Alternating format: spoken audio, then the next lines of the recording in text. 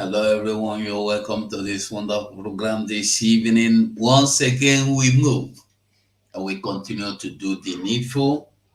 And this evening, we are going to be discussing on everything. We'll talk about the open invitation to everybody, the Nigerians, non-Nigerians. Everybody is invited in the to the Finland Convention. It shock you. Well, we will listen to our Prime Minister again, and we will see some news from Nigerian newspapers as well. There are so many things going on, springing up here. Let me not talk too much. We will listen maybe one or two few minutes of our leader, Mazanam Dekano's voice, and then we move. We will continue to do the needful. Let's go. I bring to you a message of truth and freedom.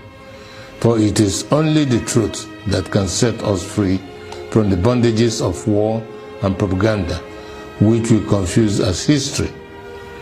My name is Colonel Emmanuel Nwora Nwobosi. I am 80 years old.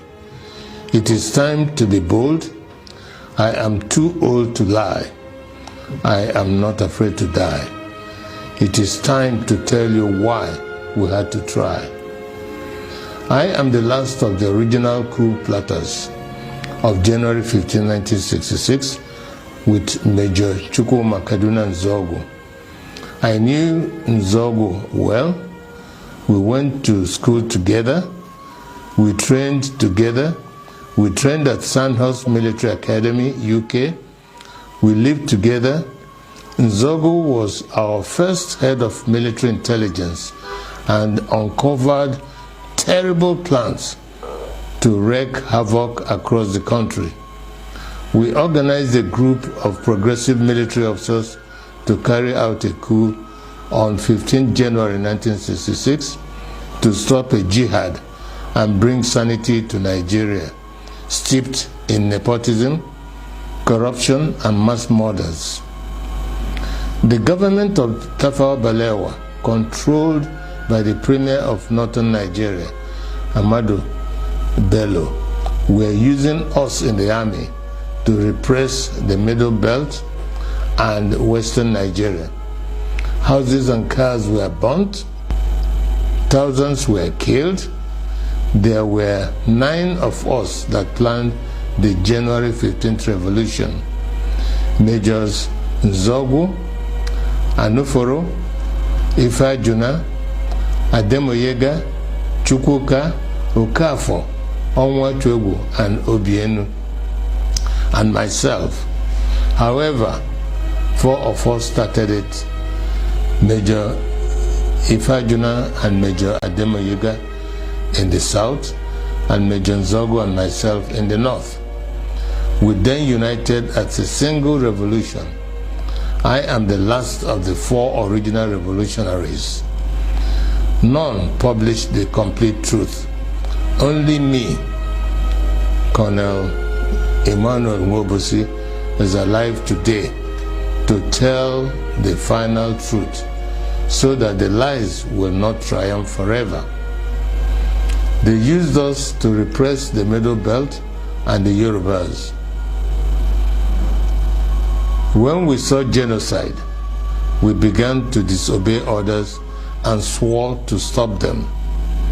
For instance, Major Chris Anoforo refused to release mass murderers caught with weapons and was court-martialed. He was replaced by Major Hassan Katsina, a northern Muslim willing to act. I was in Abeokuta, but refused to repress Yorubas. Instead, I opened our barracks as a safe place for them to run to. They told many lies about the January 15 boys to justify their genocide. But it is those of us that planned the revolution that they should have killed, not the 3 million innocent Biafrans that knew nothing. For years, I kept quiet, blaming myself and wondering whether at 27 I was too radical that my actions led to the death of millions. Today, the same evil in 1966 is being unleashed. As I watch, my sense of guilt has vanished because we were not the evil. We were trying to stop the evil. That evil is radical Islamism. I have decided to speak out and warn the world of the impending disaster if we do not stop it. Each time radical Muslims plan a jihad in their religious mission to conquer the world, they will fail. But in the attempt, thousands and even millions will die. That happened to us in Biafra. At this point, let me differentiate between peaceful, law-abiding Muslims and radical Muslims who want to kill others, to force their religion on them. The problem is that wherever peaceful Muslims are, there are some radical Muslims amongst them. That is why they began a jihad in 1966. That is why we had to stop it. That is why they killed millions of our people. That is why we declared Biafra. Because we are a peaceful people and oil and water can never mix. My story is a warning to Nigerians. For years, I was prevented from speaking the truth by exile, prison, harassment, poverty, surveillance, and death threats held over many of the actors like Ojukwu, Zik, Awolowo, Ibiam, and the January 15 boys that survived. But as I watch today, many of the events that led to the revolution are happening again, like Boko Haram, Fulani militia, Niger Delta militants, Shiites, IPOB, and mass murders. Some people think we acted wrongly in carrying out the January 15th revolution, but they may not be fully aware of the realities then. We were trained by the British to be patriotic, to give the ultimate sacrifice for Nigeria, and to stop anyone acting against the nation. Instead of our leaders using us to defend Nigeria, they were using us to suppress the citizens. We decided to arrest them for their atrocities because no one was willing to act. Not Zik, the president, who was powerless, not Ironsi, the head of state of the army, who was a conservative. There were many reasons why we had to act. One, to stop the killings in Yoruba land and the Middle Belt by NPC, the ruling party. Two. Sorry, I have to interject here. I greet you if you're just joining me. You're welcome. Just do me a favor, like the program. They are started again. This one channel that is left, they're beginning to suppress it again. But we are not scared of anything. We will continue to move forward. So now I want you to, if you are listening, he told you something. He said something. Why the revolt? There was this book I read while I was in class 2, Why We Struck. But due to I was so young and little then, I could not understand that book very well. It's still about that 1966 coup or 1965, I think 66 coup. So he is telling you so many things that we are not told. And he has been threatened the same way Ojukwu was forcefully brought home with deceit and threatened, if you open mouth, you finish. Why did they fight? Why did they remove Ahmad Bello? You've seen what Ahmad Bello did. You've heard of what Ahmad Bello was doing. Till today, that thing is going on. It's happening. The plans to Islamize Nigeria was the reason why they striked to stop them. The mass murder in the Yoruba land, the mass murder of Yoruba. Now nobody is talking about this thing. Who are the people carrying out this murder against the people of Yoruba? Who are the people? You remember the one they call Operation Weti or something like that? Who organized it? The Yorubas are not talking about all this. When the thing struck, when they struck the Yorubas, the Northerners wanted to use that opportunity to finish Yorubas. What did he do? He opened the barracks for Yorubas to run in a battle. Every Yoruba ran into the barracks and they get saved. Why did they strike? To save Nigeria, to defend Nigeria. I am just trying to make this clear so we will understand what we are doing.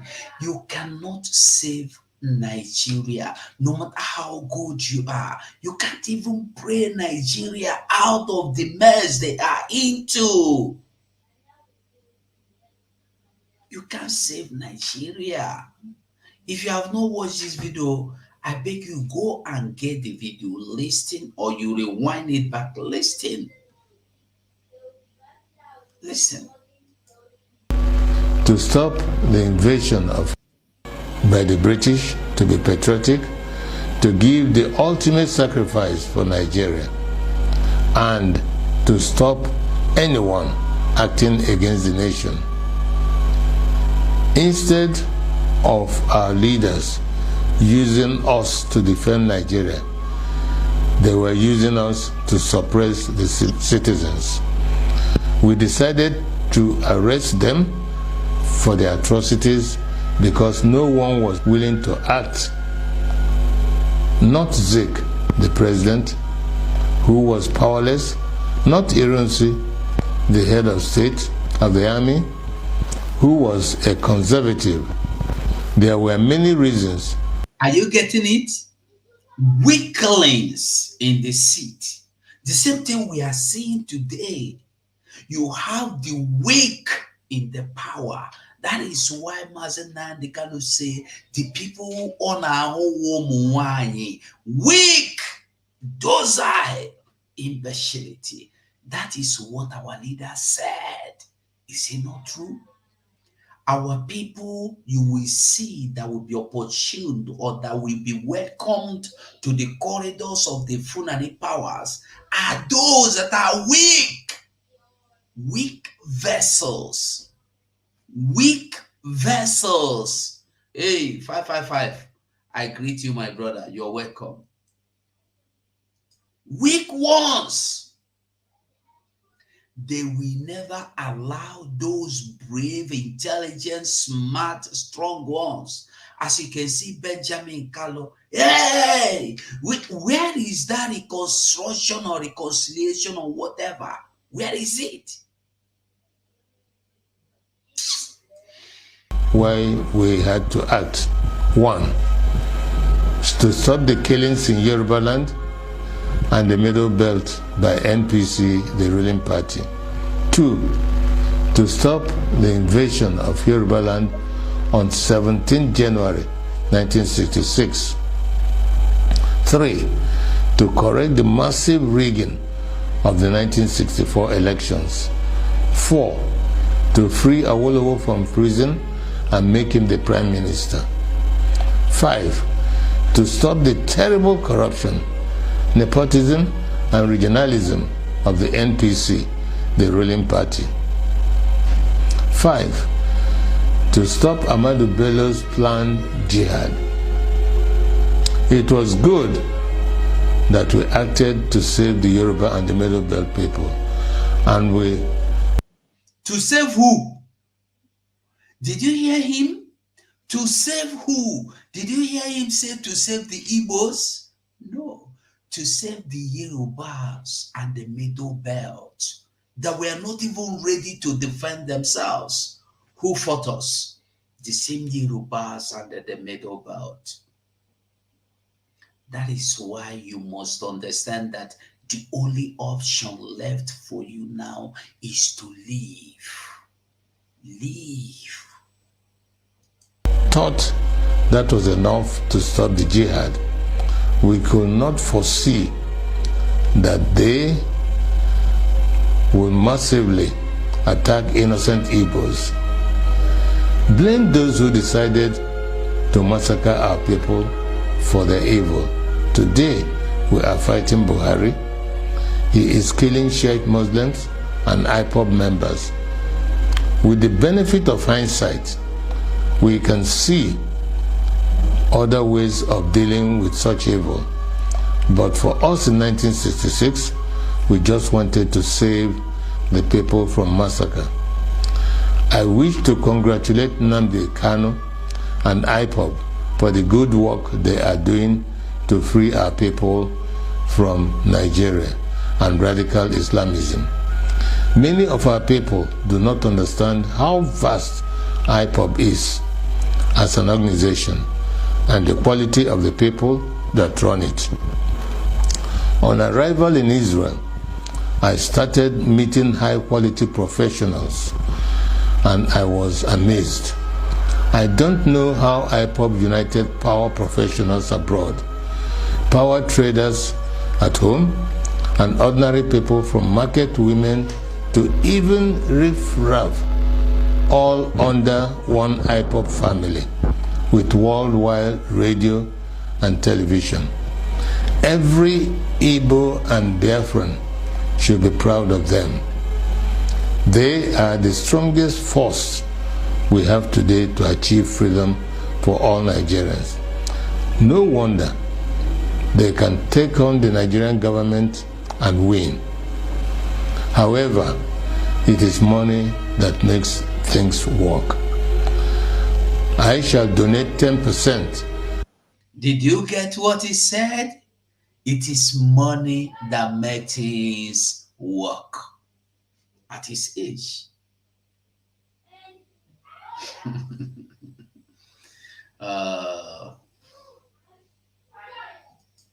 Of all the profits of my new book to IPOB,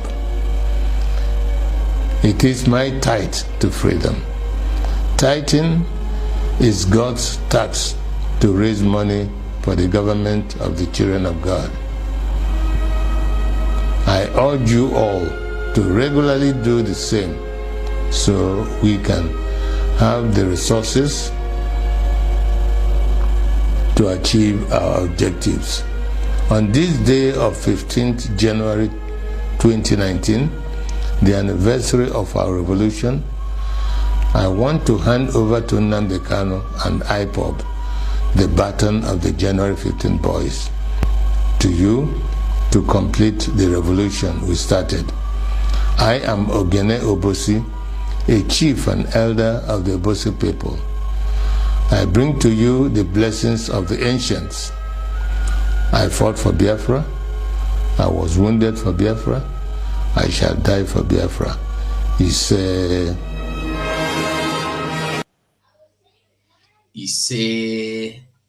I believe the message passed well. The message went well. It's the message went well. Today, we're going to touch so many things. When you listen to this man speak, he was only telling you the reason why the coup, 1966 coup. Why? Even a Biafra man that was drawing leg was removed and replaced by an Hausa man that knew that danger is about to boom. He said the reason why was to remove Ahmadu Bello from carrying out his plans.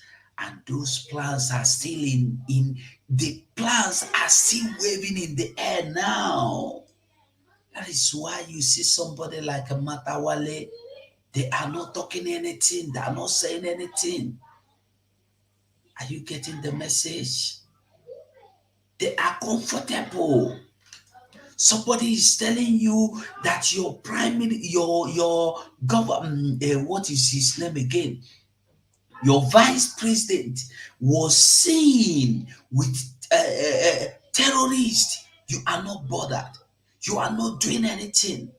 Rather, your problem is why would Simon Ekpa be demanding for his freedom?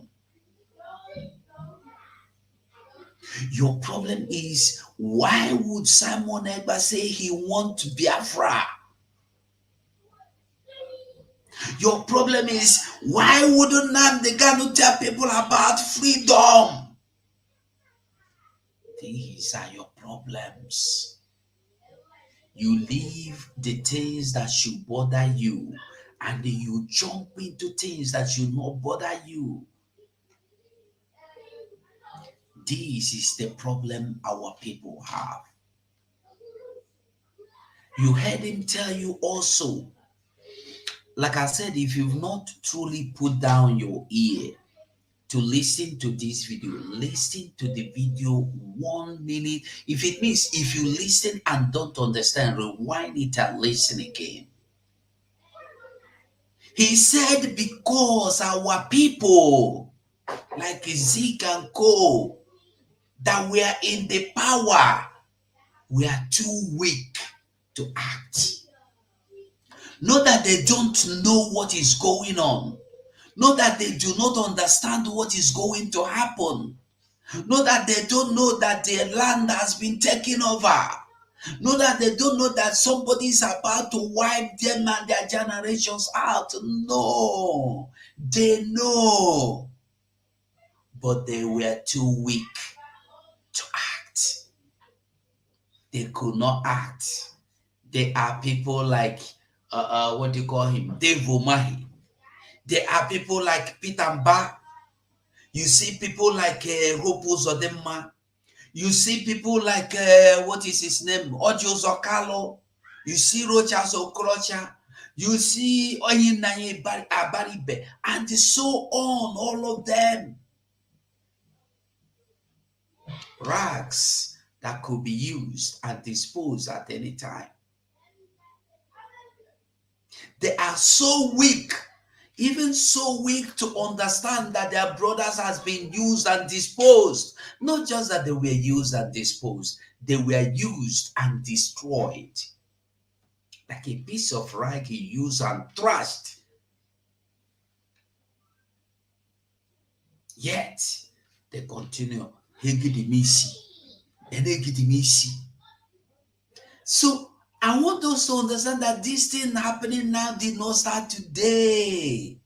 The same thing we are seeing now, he saw it with Chukwuma Zogu and the rest of them.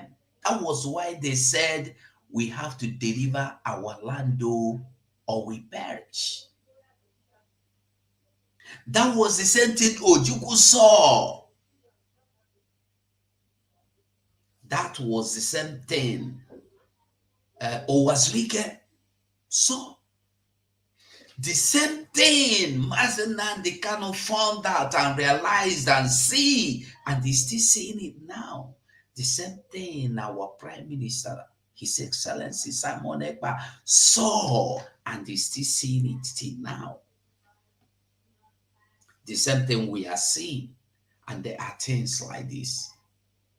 I want you to listen again to this. They fear the growing popularity of this man, the governor of Zamfara state, who's risen from obscurity to lead this Islamic revival. 7 other Muslim states have now heeded his call, He says he won't stop until all Nigeria is under Sharia rule. Do you think Nigeria should become a Sharia nation? That is my ambition, and that is the ambition of every Muslim in this country. They fear the growing popularity of this man, the governor of Zamfara state, who's risen from obscurity to lead this Islamic revival. 7 other Muslim states have now heeded his call. He says he won't stop until all Nigeria is under Sharia rule. Do you think Nigeria should become a Sharia nation? That is my ambition, and that is the ambition of every Muslim in this country. Schools are now segregated by sex, but not by religion. Biafra is our state. We have 36 states. We also have many Daughters of the few remaining Christian families, distinguishable by their shorter headscarves. Theoretically, they're exempt from Sharia, their lives still governed by the National Civil Law Code. But in reality, those who stay toe the line. Christian girls are forced to attend compulsory Quranic studies classes. And since our visit, but in reality, those who stay toe the line. Christian girls are forced to attend compulsory Quranic studies classes. And since our visit, they clear, you know they clear. It's clear, no? This is not Biafra news.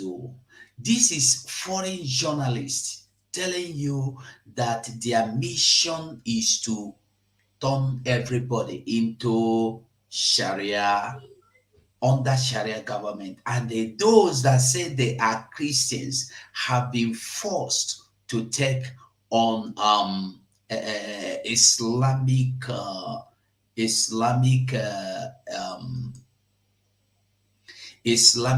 what again? Islamic studies. They go to school, they teach them Islam. You getting the message? Are we getting the message? They call me Paul Ombiko. Hello, Mazi. Okay. So, are we getting it?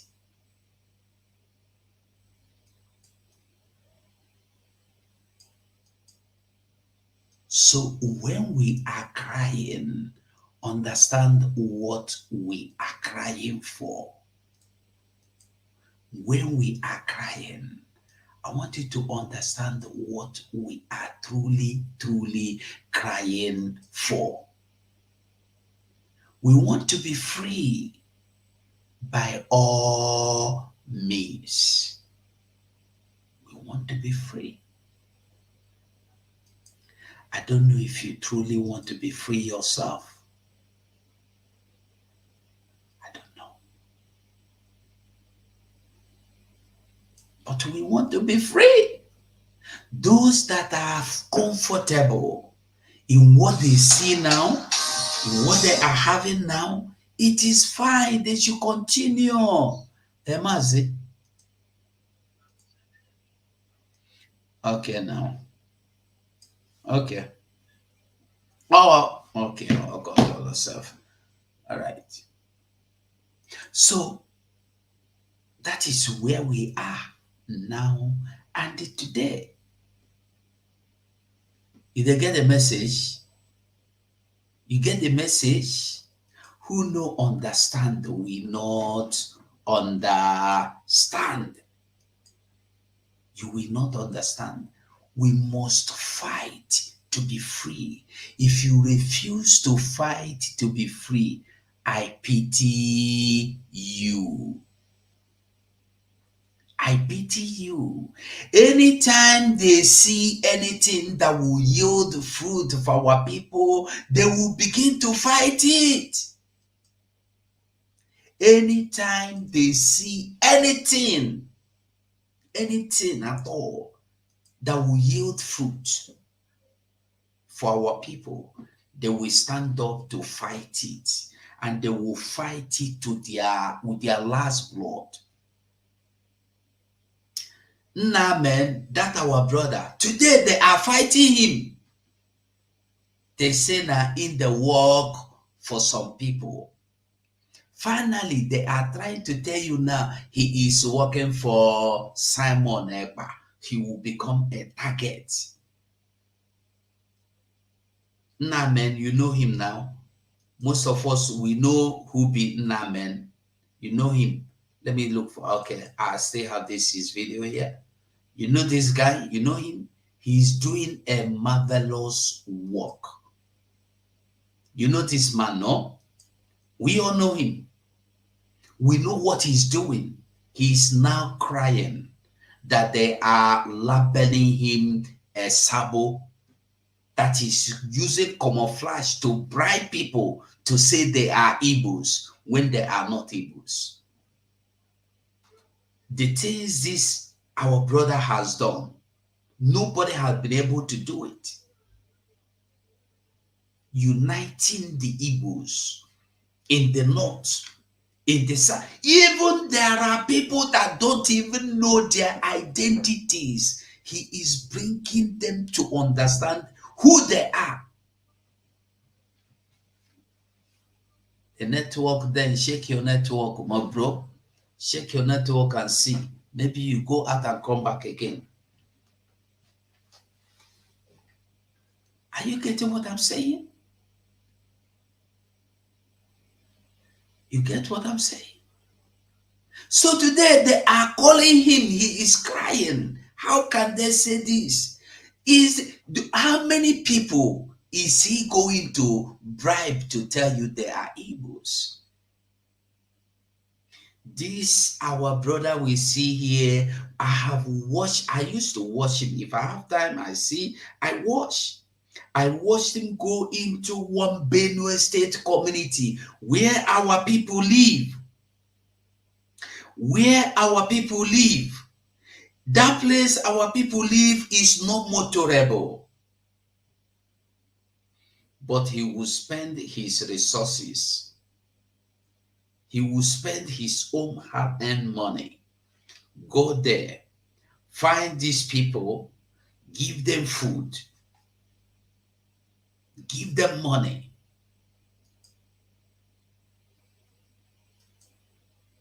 Today they are blackmailing him to stop it. The same thing they did to Okuruora. You remember Okuruora? Okuruora that is in Facebook. The one that once told to blackmail Nnamdi Kanu, he refused. Ever since then, they have been looking for a means to blackmail him. Once they get small thing, with people using them, go do fraud. They call you and say, "Now do am, now you organize a map." You see, that was the time I would have fallen out with black man or dark man.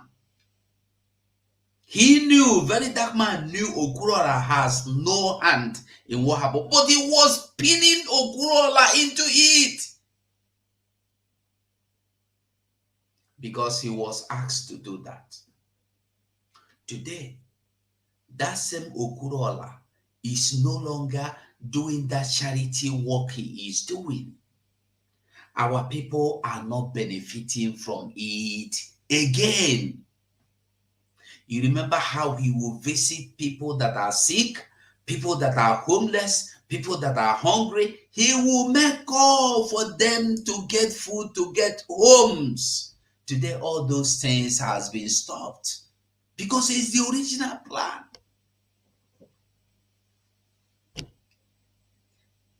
And whenever they want to do this, they use our people to do it. They use our own people. Our people, always. But we are not going to stop. We will not stop. We will fight to the last point. We will listen to this Nnamdi Kanu before we continue. People, or there were two people that came into Nigeria. Before they came, every indigenous community were living peacefully. Nobody knew who was a minority or who was a majority, especially in the East, in Biafra land where we come from. The Igbo people never attempted to conquer the Ibibio people because they recognized that they are one, the same blood, the same family. Instead, in Bende, where I come from, we brought in Anan culture, which is Okonko and I think in Ainaroch we even have Ekan in Arochipu as well. These are the things that I want people to pay very close attention to appreciate the enormity of the disaster confronting each and every one of us. The enormity of the disaster confronting each and every one of us. Do you know that these people came? Fulanese took over the north. Britain took over the south. Lugard continued to march to the north. When Lugard met them in the north, this is something that people do not know. Lugard decided to introduce indirect rule. Do you know how and why Lugard introduced indirect rule? Because the reason why some of you, I was fascinated. I've been doing this research for years. I finished it today. I kept asking myself, why was it possible that Britain came with the Bible, told us about the love of Jesus Christ, but preferred to work with Muslims, killing Christians? I never understood it until it struck me.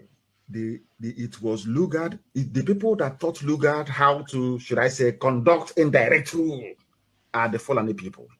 Because the reason why Britain respects Fulani people, I wouldn't say respect, I would say admire them, is this. The Fulani people were fewer in number, but they were controlling the whole of the north. That included the Hausa people, the Gwari people, the Bachama people, the Birom people, the TV, everybody's there. So Lugard kept wondering, how is it possible that a handful of people with cattle, not that they were educated, no, a handful of people with cattle, how was it possible that these people could dominate and subjugate all these large swathes of land? Then the answer came in the form of indirect rule. It was Fulani people that started indirect rule.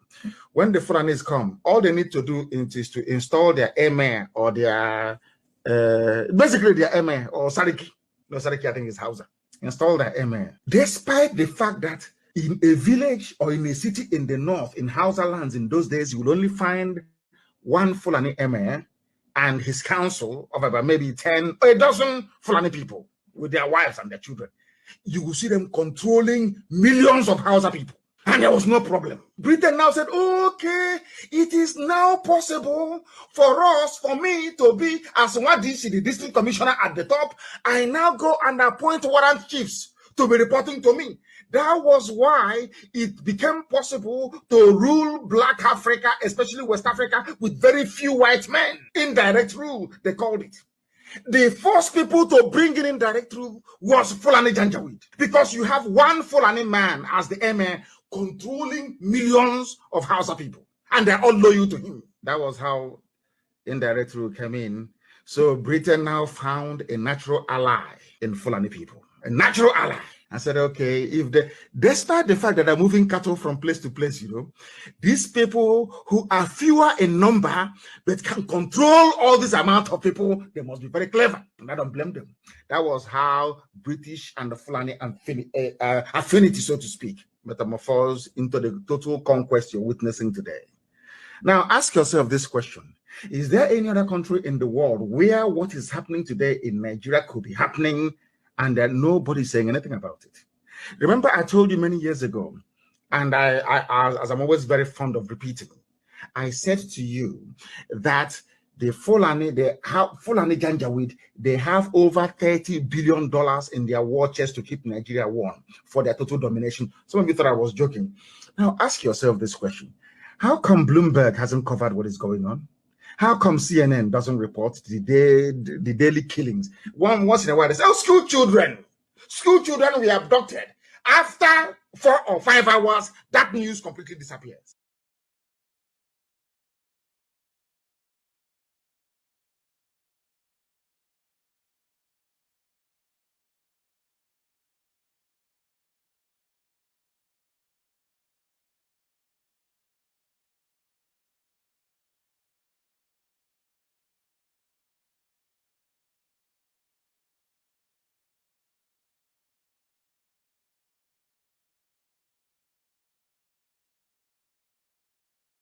Sorry.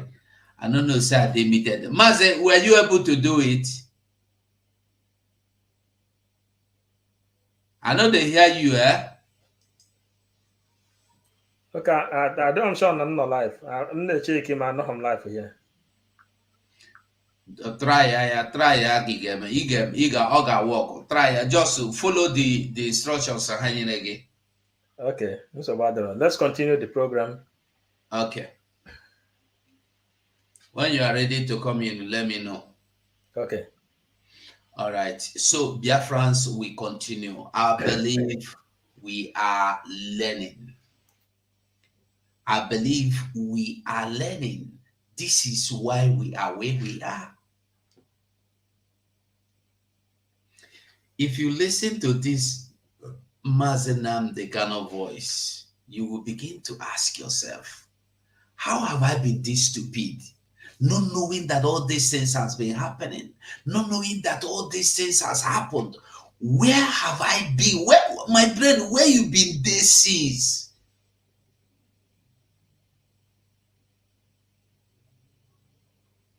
Everything Nwobosi said are happening. And he said he wanted to remain quiet. But he has seen that the same thing that played before they took the coup, before they decided to apply the coup to take over the government, to make who the president? Was it to make Zik the president? No. Why is it that they were not able, they were not planning to make Zik or Okodiebo or anybody the president? Because he said here that their people in power are weak. And they found somebody that was a brave man, Awolowo. They wanted to do it and they make Awolowo the president. Igbos planned to save Nigeria by making Awolowo the president. That same Awolowo was the man that stood against the same Igbos that were fighting to save, to bless, to crown, to deliver them. He strategized because Awolowo is a very smart and intelligent man. After him, I don't think I have seen another Yoruba man that is so intelligent and smart like Awolowo. And that was why the Fulani Caliphate never allowed Awolowo to test the corridors of power. Because they knew him. They knew Awolowo to be as smart as today Mazi Nnamdi Kanu, Mazi Simon Ekpa, His Excellency the Prime Minister, or Ojukwu himself, the warlord. That was the category of the people you see Awolowo. Very smart, very intelligent. Awolowo won election. How many times they rigged it? All they want are those that will be yes sir, like Osibanjo, Osibanjo that will be your vice president, and even your local government chairman is functional more than the vice president. He's only so he will only be there on errand. They will send him to go and test one small car. He will run to China and test the car. Go and attend to this non-governmental organization. Go and visit. He will go. This is the kind of people they want in power.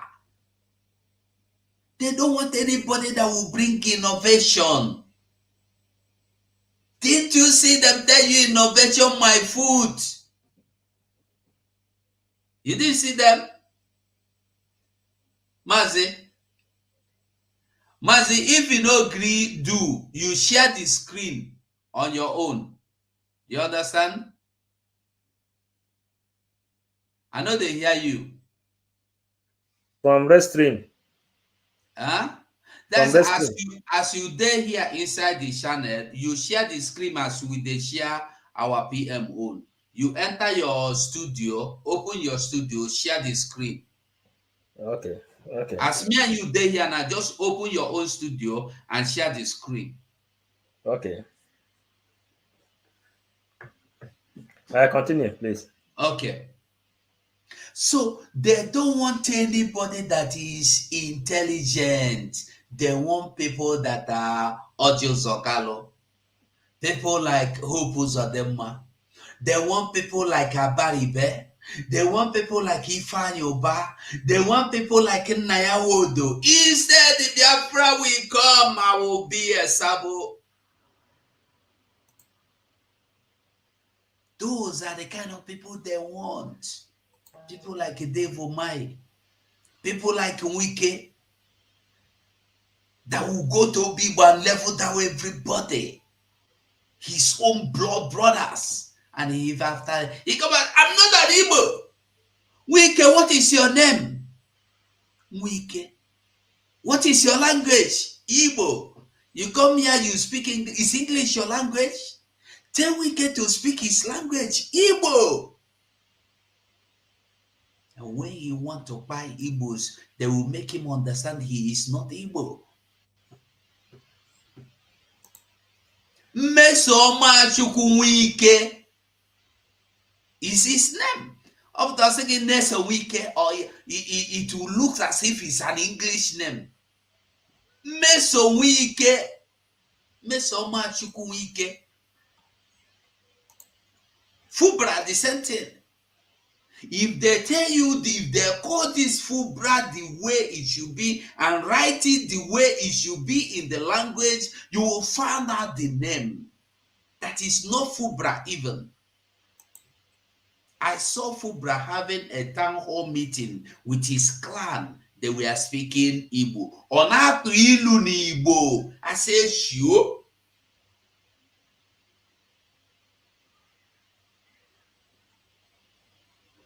We must wake up. If we fail to wake up, I pity all of us. So many things has gone wrong. We have the time, opportunity, the privilege of making them all right. And it's now or never. Now or never. We listen to another Mazen Nnamdi Kanu here. That have only power and say something. Those that are working for the zoo using the name IPOB, who was he talking to? Was he talking to Simon Ekpa?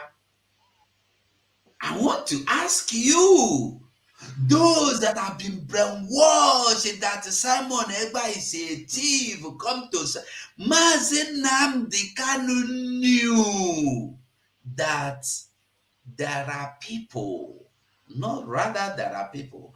Mazen Nnamdi Kanu knew already that people surrounding him are criminals, wicked people working for Nigeria. He knew. I will let the video play once more. He said, those of you in IPOB working for Nigeria, who are these people? The career agitators. Who were there? Is career agitators. I want us to know that these people have been working for Nigeria, and the Mazen Nnamdi Kanu knew. Simon Ekpa was not there. That was the criminal, the thief that is working for one Nigeria is not there, was not there.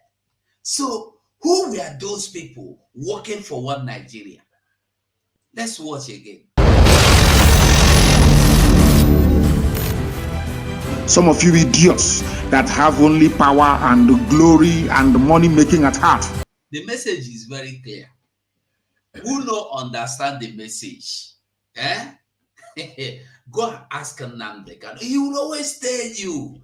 He is the same person that said that all of you here in China, in Kuwait, in the name that you are fighting for freedom, you take the innocent people's money, building hotel and police station. He asked them, did you hear that a freedom fighter built hotel? Did you hear that freedom fighter build filling stations? Was he referring to Simon Ekpa? Paul, maybe he was referring to you. Paul, anytime you are ready to come in, you let me know, eh? Yeah, I'm following you. I'm just getting angry, so I will blow. I will blow. Don't get angry. Anyway, get angry for the enemy. Get holy anger. We know these people. We know them already. Career agitators. Mm. The people who choose this struggle as their own personal business. We know them one-on-one, face-to-face. Mazen Nnamdi Kanu know them very, very well. There is something very, very different in the life of Mazen Nnamdi Kanu. Chukwukike Abịama send Mazen Nnamdi Kanu in the midst of the wolves. In the midst of the wolves. And he gave him protection. That is one thing. When Mazen Nnamdi Kanu came to Barcelona, I was there. You understand? And the people that receive him, all of us will know each other. You understand now? Then my imagination is, how is this man mingling with this kind of people? But one thing is this: Mazen Nnamdi Kanu played one game in the life of all Biafrans. He knows that he has over 80 million people that is following him. Then a lot of people joined the struggle. They thought that this is all about money, all about money, all about money. Then, but something happened. When they came, Mazen Nnamdi Kanu began to brainwash them and begin to put the information to them. This information, 50 people heard the gospel, 2 people understand what is really going on. You understand? 50 people, 100 people is in the meeting listening to him. Maybe only 2 people will understand what is going on. That this man is trying to give people different kind of teaching all together to what they have ever had in their life. Then, when we see all this them and all these criminals, we know what is really going on. They came, they say, oh, this is all about money, all about money. It's all about women and men and women and the bed. You understand? Mazen Nnamdi Kanu surveyed them. It's just like our PM. PM knows the heart of everybody that is in this meeting, in this Biafran struggle. You understand? But when you listen to PM, he says that Mazen Nnamdi Kanu is doing something out of nothing. You know? And if you bring it to our PM, you will hear PM when he says that, listen, he is making use of anything he saw on his table. Those who can be converted will be converted. Those who need space, who need time to learn, they will give them the time to go and learn. But those that understand the gospel will queue up to follow the gospel. That is what is happening. Can you imagine when you go to these DOS people, you will see them when our prime minister was the president of Igbo people in Finland. He celebrated New Year. 2018, when he has not even joined the struggle, he was under Nigeria then, just like our Mazen Nnamdi Kanu was under Nigeria. You understand? These DOS people will go 2018 and they bring his picture when he was celebrating as the president. These people forgot the culture, they forgot the tradition, they forgot what has happened before, they forgot every other thing, only to turn their war against the person that want to give them freedom. We deal with them one-on-one, face-to-face. Because we have the privilege, we are in a country where you cannot raise your hand on me or me raising my hand on you. It's just like what you are saying today in the Twitter, because I was there, you know. We have all this privilege, and when we understand all this thing that is going on, myself, I decided that I will use the privilege of staying in a country where I'm protected by law, and I will use the opportunity to deliver this message down to our people. No matter the consequences, no matter whatever that will happen, because the restoration of Biafra is the ultimate goal you can ever pass to your own generation, to your own children. We ask these DOS people, why do you people turn this war against the person you know? You understand. Now, in the meeting, I told them in the meeting, I say, man, coordinator, where you are working is where they kill a pig. That is where he work. Zonal coordinator work where they kill pig and the goat. Are you getting me? Then I told them, Mazen Namdekano says, anytime he goes somewhere like in Brussels or World Court, anybody that heard about Biafra will get up and go. They say, you people are not prepared. Why can't you people ask yourself a question? Why is it that nobody want to listen anything concerning Biafra? There is a document Mazen Namdekano, the leader, doesn't have. There is a document he doesn't have before he can be able to present a case in front of such people in Brussels. You can come there just like we see them. They will go there, they will carry paper, they will go to a counter, to reception. When they reach to inside the reception, they will drop paper there. Even you now, when you come up now, you go to reception of that place, they will welcome you and take the paper from you. You take picture, of course. you take picture, you come out.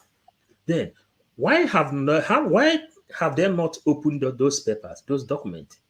That's what I ask them.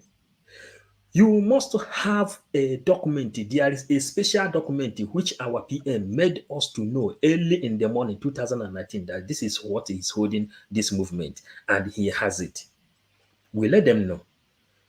There is something that is holding this struggle. You don't have the document. That you have your lager card, you have your asylum card, or you have resident card doesn't make you a politician. There is a way to submit matter in the hands of the government. If you have a lawyer, your lawyer have to have what they call procurador in a French, in a Spanish language. Procurador, someone who is the intermediary between your lawyer and the judge himself, before a judge can take your matter serious. And when you bring this matter of Biafran liberation today, you will see the lobbies, how everybody is mobilizing himself to work for Biafra. These lobbies you see today are something like these procuradors, intermediaries between Biafran government and the Washington DC. The people who deliver information, who can sit you down and say, man, this is the problem of these people. And you must have a document that will guarantee you to speak to such people. That's why Elias, the chief of the lobby, says his own generation since 1800, 18th century, this is the job of their family. They have the certificate. Everybody cannot be a lobby or procurador. Procurador, this is like in a simple form, is this lobbies, These people, Trump already know that Biafra is coming mightily, and the reason, the only people that have the power, they will present their document down like this. They say, yes, this document is the document that permits me to speak to you on behalf of the Biafran government in exile, home and abroad, whom the prime minister, Simon Eba is the prime minister of the government. Then, with the document they have at hand, this is what you have to go to school to study. That's why when we tell them that the PM studied international law that grant him such certificate in order for him to have to present his own matter in front of the president of Finland. If he don't have such a document, he cannot be able to present it to them. We let them know early in the morning. These people turn up and tell us it's like you are having sympathy with Simon Eba. You know that time we are in YouTube, we are in Facebook. You know, we are in Facebook. You are the firing. I am the other side, the firing. So it's like you are having sympathy with him. That's when they made the law. They made the law. They called all of us in a Skype meeting. You know, they said if you are having a sympathy with Simon, as from today, anyone that sympathizes with Simon is enemy of Biafra. Biafrans that is listening, that is how a sympathy become a sin, a death sentence by the DOS law. This is how the law came. Sympathy. If you sympathize with Simon Eba, you are enemy of Biafra. And they wrote all our name and they publish it inside the Nigerian media, waiting for every one of us. Because of this movement, today you can see Americans, everybody want to join the history. North Korea, everybody want to join the history of Biafra today because there is a document the world need that should be presented before they can pay attention to anybody that wants freedom. So, Mazi, we continue, please. All right, Mazi Paul, you know, say you now wisdom food that your brain, eh? So when you are talking like this, everybody will want to listen. That's just it. I'm not praising you. That's just the fact. So we will continue. We will continue. We are not here to please anybody. We are not blogging. What we are doing is to restore Biafra. That is what we are doing, and that is what we will be doing, and that is what we have been doing, and we will continue until the enemy bow. Although they already bowed, we've seen them. We've seen a place where terrorists sleeps in the government house, in governor's lodge, a place where a governor knows the terrorists and know their houses, know them as a government, not knowing them as a person. Yet he cannot arrest them, he cannot talk to them because there is immune that is covering them. There is immune, and there is no rule of law. Where you have rule of law is when you have somebody like Matawale, somebody like Yahaya Bello, the people that defrauded the country called Nigeria. All the money that was borrowed, they siphoned it, they laundered the money away. Yet, nothing can be done to them. Have you seen a place where somebody has been declared wanted publicly? Wanted. This person was published wanted by federal government of Nigeria, EFCC, not federal government of Biafra. Nigeria, I'm talking of Nigeria. Then the person walked into EFCC office. EFCC say we cannot arrest him because he is with governor. Did you ask him? This is wanted. Nigeria. Had he been that, what is his name? The Yahaya Bello's name is Ojo Zokalo. Or Rojas Okorocha. You know what they did to Ojo Zokalo now? You know what they did to Okorocha? Okorocha own is that they have to destroy his roof, jump gate, break down the gate, go in, and they take him like a one poo-poo. But look at somebody that is a wanted man. that the country published that he's a wanted. Anywhere you see him, bring him. You see why I pity those people that is talking too much. When they tell you we are looking for terrorists, if you know where these terrorists are, alert the government. Report to the you are going to the report to the police that talk with the terrorists every day.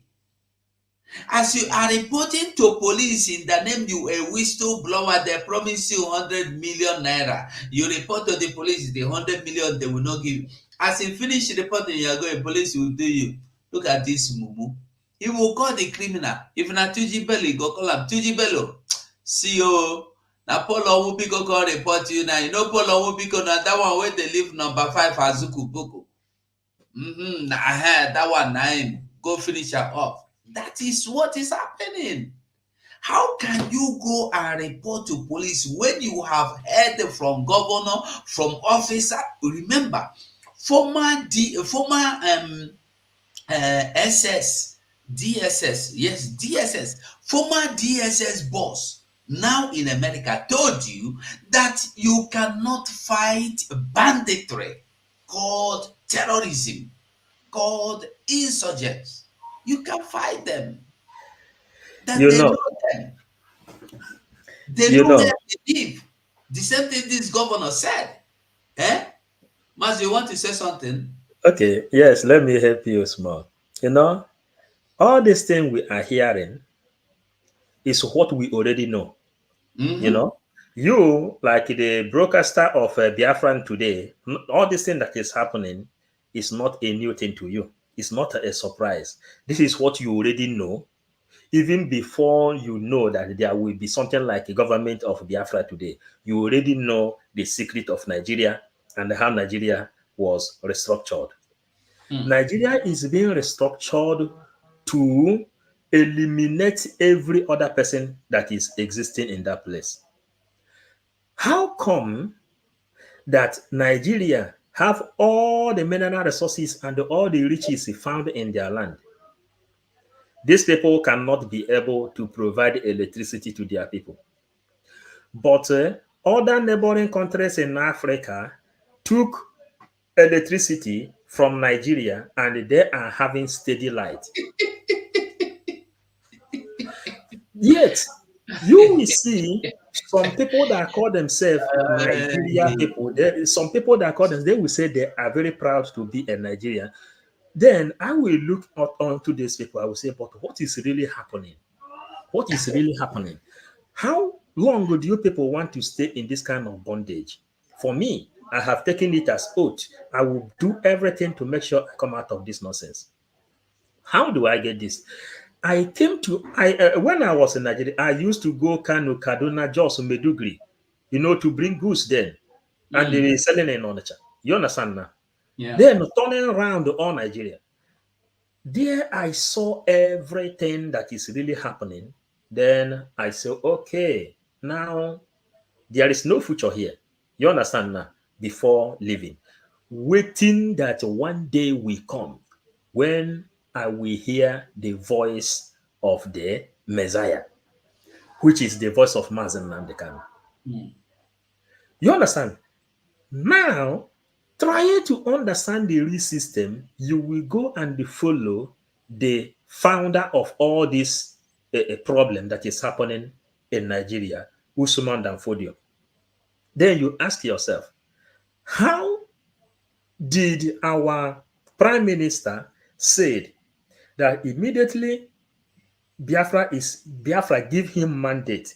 There is a language I would like Nigerians to be understanding deeply. PM said, up to date, he doesn't have mandate. He is just acting under vote. We are coming to vote. Until all this thing we have done since the creation of this movement, we give him a mandate. From 2nd of December, then if you make it to Finland and come to Finland and make sure you sign and voted, you sign that and then you can be able to give him mandate. And he is someone that knows what gold means. because gold is valid to those that know the value of gold. Wow. It is not every other person that knows what is mandate. Some people see, some Nigerian people, when people vote them in the power, they begin to mess up. They begin to mess up everywhere because they are in power. They mess up everywhere. They don't protect the people.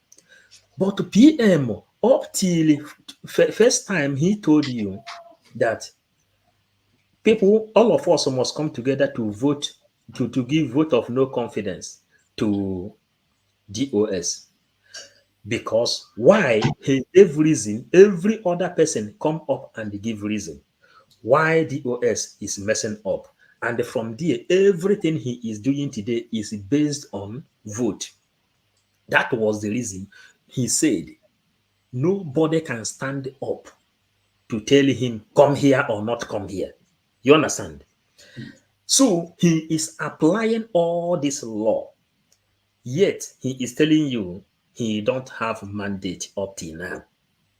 From 2nd of December, we will give him mandate. Then he said, after this mandate, then you will see what will happen. Then what will happen is this: defending of Biafran land. You now, like you are living in Spain now, ahora mismo. Now, Yeah.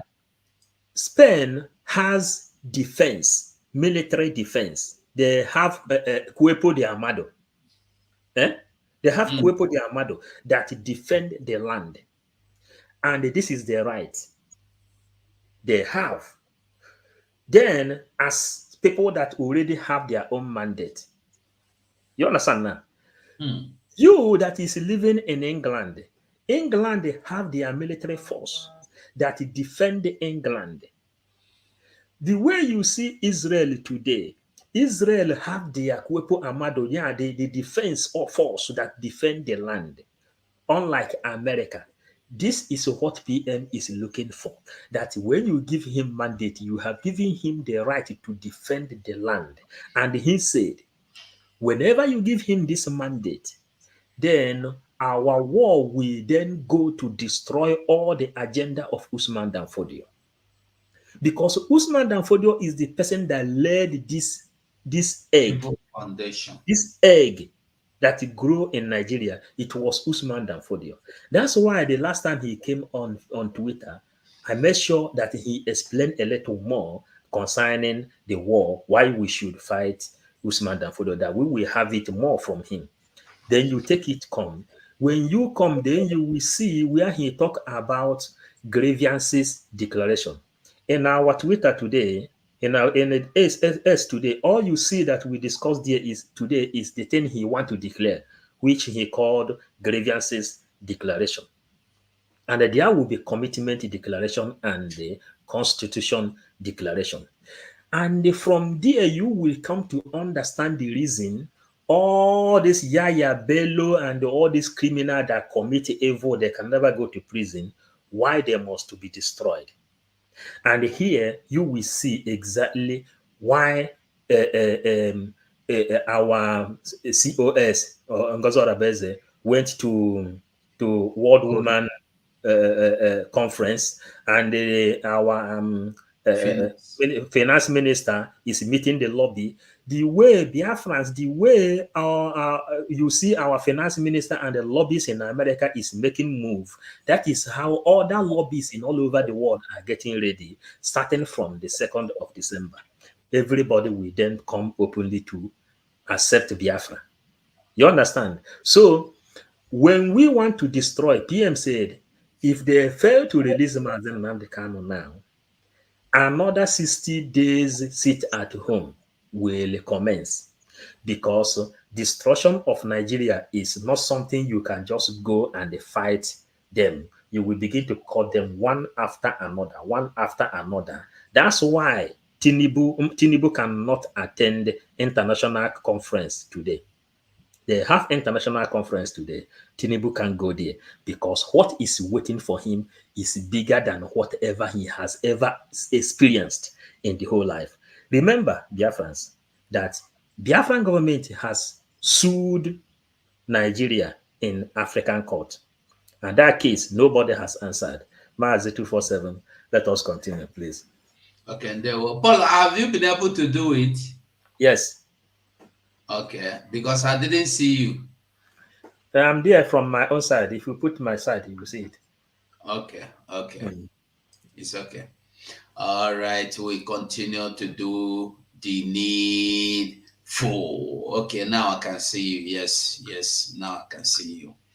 Okay, Biafrans.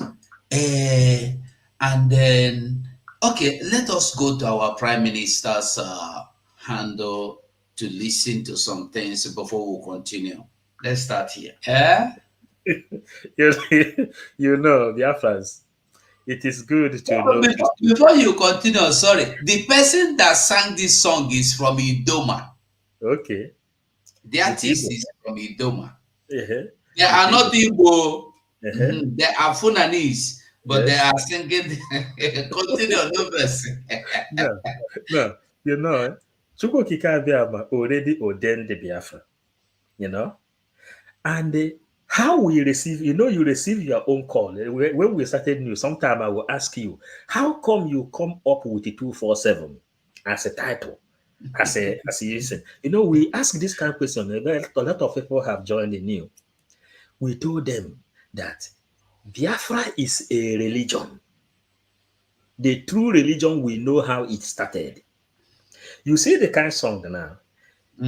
If this song now, this song now you are hearing now is they put Jesus there now, Abraham there now, you will see this song now circulating inside Pentecostal churches. But Abraham, Joshua, and all these people, you don't know their father, you don't know their mother, you know. And a man and a woman gave birth to them, but you take them as your own Lord and hero, you know. But They are holy. They are holy and saints. Because he is from the Dibiolo Adaganya, you know, Dibiolo Adaganya. But we promise Biafrans that we will preach this gospel.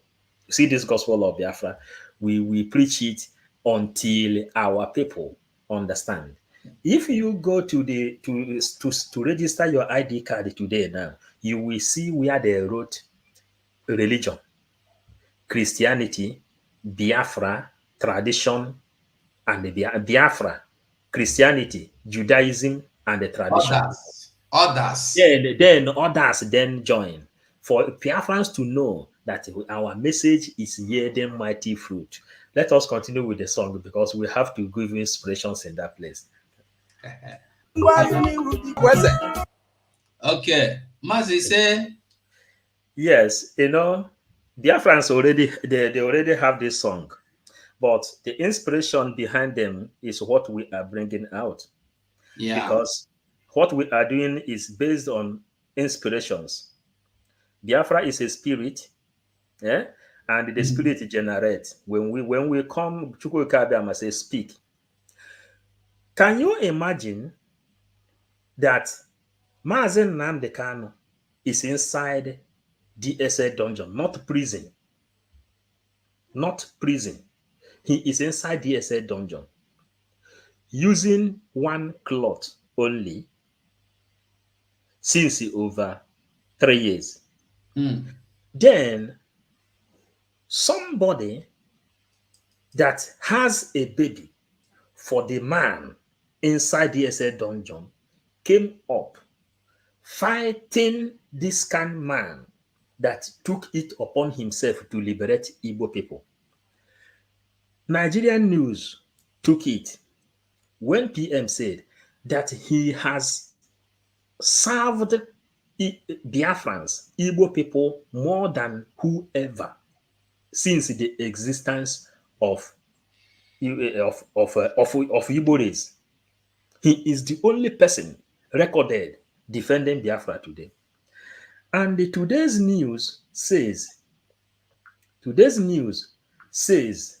Nigeria has nothing to offer you but woes Igbo political elites. When you come to analyze this thing, you will see it. Now, the same way our PM came up to take it upon himself to defend our leader, Mazen Nambekano, that is how he come up and he took the war against Amaka and the Nigerian government. Today, Amaka is being protected by the government under the umbrella of our PM. Yet, some people that doesn't even know what it means to write a diplomatic paper, a diplomatic letter to a president or to a government. They don't know what it means. Yet, they are in their bedroom speaking flauntalope. Can you imagine? So when we see what is happening and the people have begin to understand and begin to put it in music and the singing, we told them this will become a religion one day. Chukwuka Abiyama opened our brain. He says that Biafra will have their own Bible. All this thing will be recorded.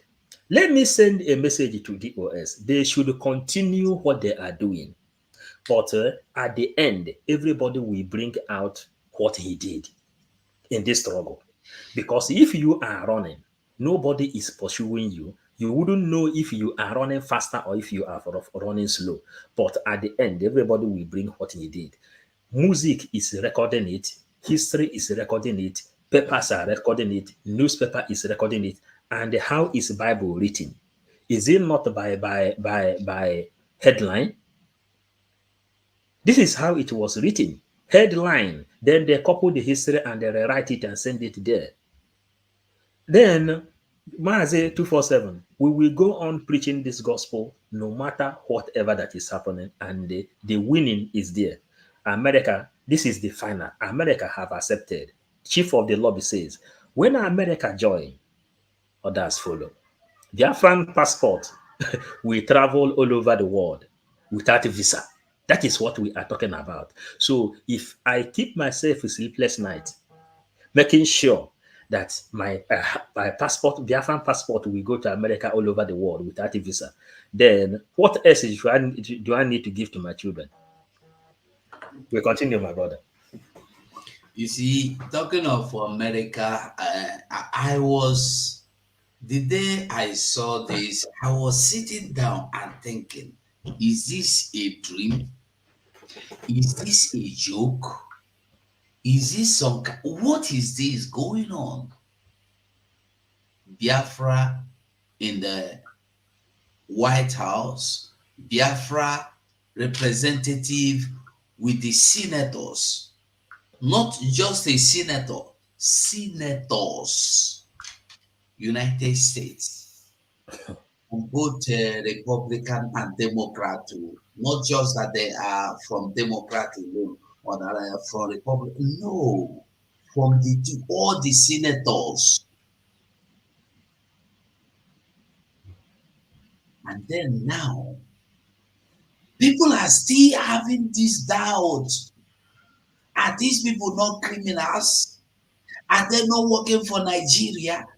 It's America working for Nigeria. You see, there is something we say that now, and when a data that snake, they call it. If it counts, the snake might see you and stay like this, quiet. He will be looking at you. He will not fight you.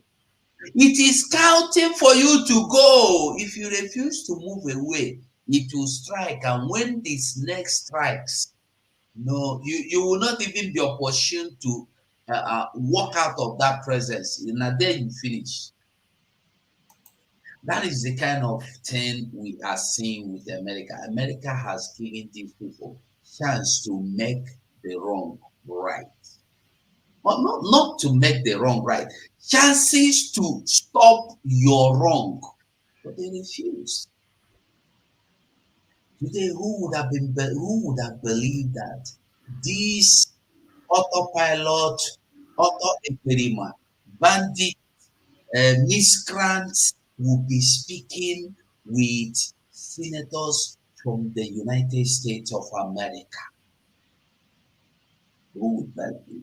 That small boy in Finland, that little thing, why would that and he became criminal,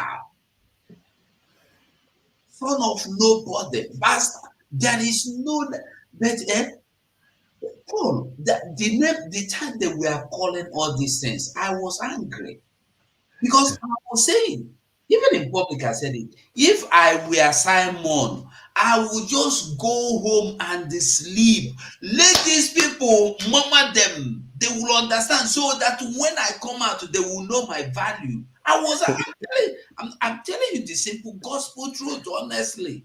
I'm telling you. Yeah, But if you look at it, that time, it was something extraordinary that time.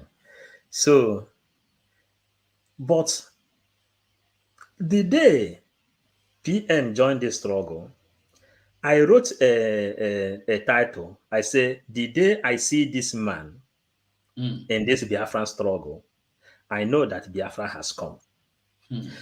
Because if you see someone that is ready to take challenge, you will know.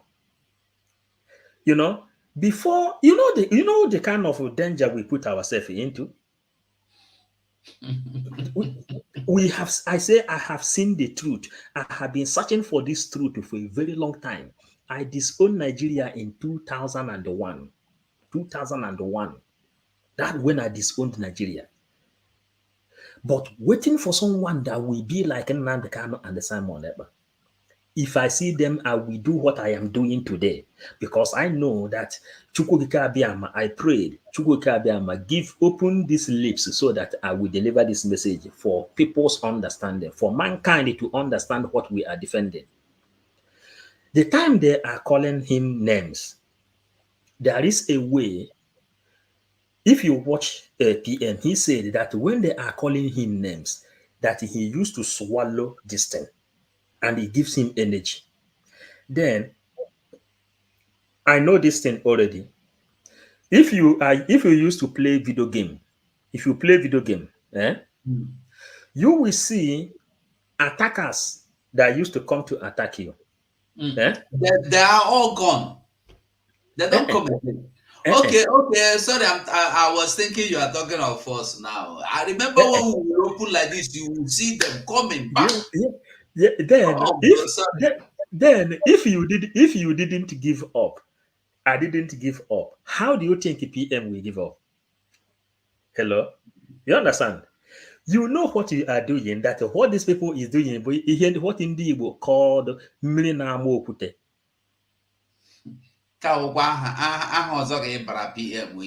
Yes, that is what they're doing. And the PM says that time they are causing, sometimes he will come out to provoke. You try to get this Biafran struggle from inside, deep down, spiritual part of it.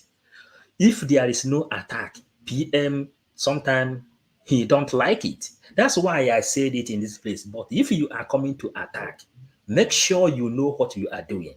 Because at the end, everybody will bring out what he has done. Then I was trying to tell you concerning video game. All those nyama warriors will come. If anyone you kill, you get number. Anyone you kill, you get number. Until you defeat all of them, you get rank. Then you go up again. That is what happened. That is what you see PM doing. That time, I made a program concerning snooker. I made a program concerning Ludo. I made a program concerning draft. I told them what PM is doing is that PM is playing you people chess. And the one is that when you understand the life of the people that live in that Scandinavia, Russian Federation, their life is different to these people that live in a Western Europe. You know what I mean. This is Spanish people, this is German people, this is Holland people. Their own life is different to the people of former USSR. Yeah. They live by game, and the PM studied this game, and which people invented chess. Chess was invented in Russia. Finland is one of the Russian Federation before. Yeah. You understand? Their life is very, very different. And whenever they decide that this is what they are going to do, this is what they are going to do. Then you now that is in Spanish here now, Spain grew up in analysis, and we have already acquired all these things before coming to this struggle. Then we told them, whatever you are talking, we know where we are going. We will defend this game because we know. Check it again. Any day PM change system, we will follow. Anytime he change system, we will follow. We know the message that back whatever he is doing up. Because Chukwu Kabiama opened it for us to know where he is going. Someone that have aim. Today, nobody is attacking us again. Man, if that time, you know that these people used to do, they go everywhere, sending charm and sending poison everywhere, doing all manner of nonsense against us. But you must stand with us and say that we will deliver this message. Is it not true? Even in your own time, they will call you on the phone and you will think somebody is calling. As you call, I thought that boy he not supposed to at the time when they call me, if a call is coming in, I will put it in silent and walk away, because whenever my wife hears that kind of thing, another war. Yeah. So my brother, my Biafrans, whatever that is happening today, it has never been a surprise to me. But one thing is this: Chukwu Kikabiama already prepared PM to come, and he gave him protection. Do you know the kind of protection is what they said? I hide myself inside Jesus, Jesus inside God, so no weapon formed against me shall prosper. That is exactly what is happening here. We know everything that is happening. That's why I insist. This is the gospel of Biafra, and we are here to set it up. We pass it to upcoming generation. The people that will come and they legalize Biafran religion. This is what they are going to preach. And the song is still going on here. Thank you, Mazi. We go on. Martin, thank you so much. Thank you. Hello, Mazi. Okay. The manner. Okay.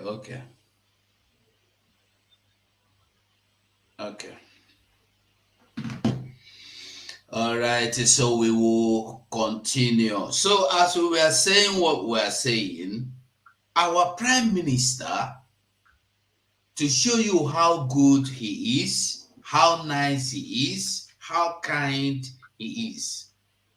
You know, before now, like a year ago or 8 months, 10 months ago, you will come to, if you go into the media, you will hear everything they are telling you is that Simon Ekpa shut everybody out. Even Maxwell, Mazenam, the Kano lawyer, said it, that Simon Ekpa shut everybody out. Simon Ekpa don't want anybody to reach him. He's unreachable. All of them, even Emmanuel Iwanyan, before he died, they said all the same thing. But today, that same Prime Minister is now making himself available to the criminals, to the gospel writers, to the good people, to the bad people, to the wicked, to the politicians, even to Buhari that died and rose again, according to Funani instruction. Even to Tinubu, even to Shetima, that they should come to Finland. Open invitation with assurance of their security. Nobody is going to kidnap them all. So we are waiting to see any of them show up. But do you know the funny thing? None of them will come. Because these people are the people who will come and say, hey, Paul, if I catch you, if I catch you, I go cut your hand. I go go. Oh, no, no. But when they see, Paul, how you there? You don't tell why I see you. I be the ask after you the other day. You'll be wondering, is this not the same people that we are saying they wanted my head on a tray? That is the same thing. You have the opportunity, Maxwell or you have the opportunity. Come to Finland now and deliver that message you have that could not be delivered on telephone, that could not be delivered through email. Come to Finland. All of Ifeanyi Ejiofor, come to Finland and bring your message. Our people Openly. are now ready to listen. Are you getting the message? Openly. Openly, no secret. He is not even having a secret. He is not calling anybody for any secret meeting, so that you don't think he wants you to give him money, because everything, their mentality, their thinking, their dream is how to buy over people, bribe people into what they're doing, or force people into what they want them to do. Mm-hmm. You want to say something? Yes. You know, if you are following someone, you try to understand the lifestyle of the person. You try to understand the lifestyle of the person you are following. We took our time to study PM. Then he played a card that is favorable to every one of us. Then we said, yes, we have to go with him. What is the problem of DOS? They said that everything should be in secret. Everything should be in secret. They are doing secret thing. Then PM told them, how can you be fighting for freedom in secret? The thing they are doing to you, are they doing it to you on secret? The impunity happening in Nigeria, was it in secret? Usman Danfodio agenda, is it in secret? Fulani henchmen that came with the agenda of Uruga, is it in secret? Fulani henchmen that is raping and ransacking everywhere, is it in secret? They came up, they met everything they want to do open, and they will tell you, we are going to do it. Nobody can do us anything because they have Godfather. Is it not how they used to do? PM said, you people should not be doing anything in secret. Since we come to government, do you see anything in secret in that place? Whatever we want to do, we come openly. This is what we want to do, so that the enemy will come. Those enemies is necessary. They are enemies, but the enemies will come and see how they will be defeated. This is the plan. Now, let me give Biafrans example. Real Madrid here now, when they want to play ball now, broadcasters will come and they invite a coach. You have this one, you have this one, you have this one. Now you are going to play. Abi? Then, what are you going to do? How do you think you are going to win this match? Then they will make it open, because I have this person, he is okay, and nobody have injury. Their key player doesn't have injury. That is how to do it. Then Biafran Liberation Army is mighty and strong. PM came up to the public. He said, now he can be proud that he has more than 130,000 warriors openly to the world. And what he needs is bullet and gun to give to them. That's simple and short. And the Nigerian government, if you don't want to see this thing that is coming, if you don't want to witness it, give us referendum, because we don't need problem. Not that we don't have problem. We don't want to give it to you, but if you need it, This is the problem. Everybody have a problem. Then Cho Ayaba said, it is gun to gun, bullet to bullet, eyeball for eyeball. Is it not like that? See, fight me, I fight you. You have AK-47, I have AK-47. Fulani Hensme, you have AK-47. Then the Biafran Liberation Army have AK-47. Now, openly, you come, you declare what you want to do. I will come, I will declare what I want to do. Then we will come out inside the field and the play. We told Biafrans, this is 11-11 game match. Come with your 11. Why I come with my 11? 90 million people is there watching. Who will win the game? And there is coach. And the reserve seat is there. If you mess up, they will change you. Or if you are tired, they will change you. That's why PM says, if you are tired, even Mazen Namde can say, no, Mazen, nobody is changing. The coach is not even changing you. If you mess up, somebody will come and replace you. Whether you like it or not, you will that's be why. That's why Mazen Namde Kane says, if you don't know how to fight for Biafra, stay aside. Allow those people that understand the game to come front. You cannot be doing Biafra, saying that you are fighting for Biafra, then you channel your war against me. Why you see agenda of Usman Danfodio, you will fight. I told the coordinator and zonal coordinator, I say, man, you are telling me you call me meeting to come and change my war against the Simon Ekpa. I say, I will not do that. I am still angry against the ideology of Usman Danfodio. I want to fight. Say, allow me to go. What is your problem? Give me suspension. They call Chike write my suspension, and they send it to me. I say, I have gotten my first freedom from the bondage. You understand? Because we already know what we need. We are not doing anything in secret inside this place. What we do is we fight Nigeria. We come to fight Nigeria. Ideologically, militarily, educationally, diplomatically, in every angle, we are ready to fight Nigeria. Ego King, I greet you, my brother. Welcome.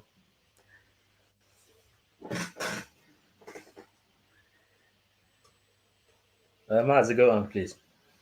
Okay. Ego King, I'm trying to see if I can add it here because this is another stream that I'm using. But you are not, your channel is not connected here. Maybe Paulo, I don't know if you have Paul's contact. Tell him to give you his own link so you can join from here. Unless you connect it by yourself. If you can connect it by yourself. Let me know if I can send you the link then. Okay. Okay, but meanwhile, Ego King, are you ready to talk or should we continue? When you are ready, let us know. Are you ready? If you can hear us at ourselves. Yes, I can hear you. I can hear you. Just 5 minutes. All right, beautiful. Okay, we continue, my people of Biafra. We will continue to do what we are doing. Like we were saying before, this battle, we are now at a point of no return. You see what is going on here and there. They are fighting anybody that is doing anything that will benefit the people of Biafra. Like I showed us this, our brother before. This our brother Namen. If you watch him, you will see that he is now watching the mental slavery that has been impacted in our people. The lies and the seed that these people have injected and sown into the lives of our people in so many places to deceive them. You are not Igbo. Igbo is your enemy. He has been doing this on his own. I've said this earlier. I'm refreshing our memory to tell you that when these people wake up, they are ready to fight you to any point. Mazi, the link is there. To your phone. Is it me or? I think I can. I think I'm free now. I'm free now, I'm free now. Okay, go on. Minister. Go on. We are listening. Thank you so much. And I'm happy to be part of you today. My own brother, Mazi Ugo 247, and my own personal person, 55 Vision. 555 Vision. 555 Vision. Do you know? That's the day that my subscription, my subscribers get to 555. I remembered 55 Vision. I screenshot it. I said I will send it to you. But I don't.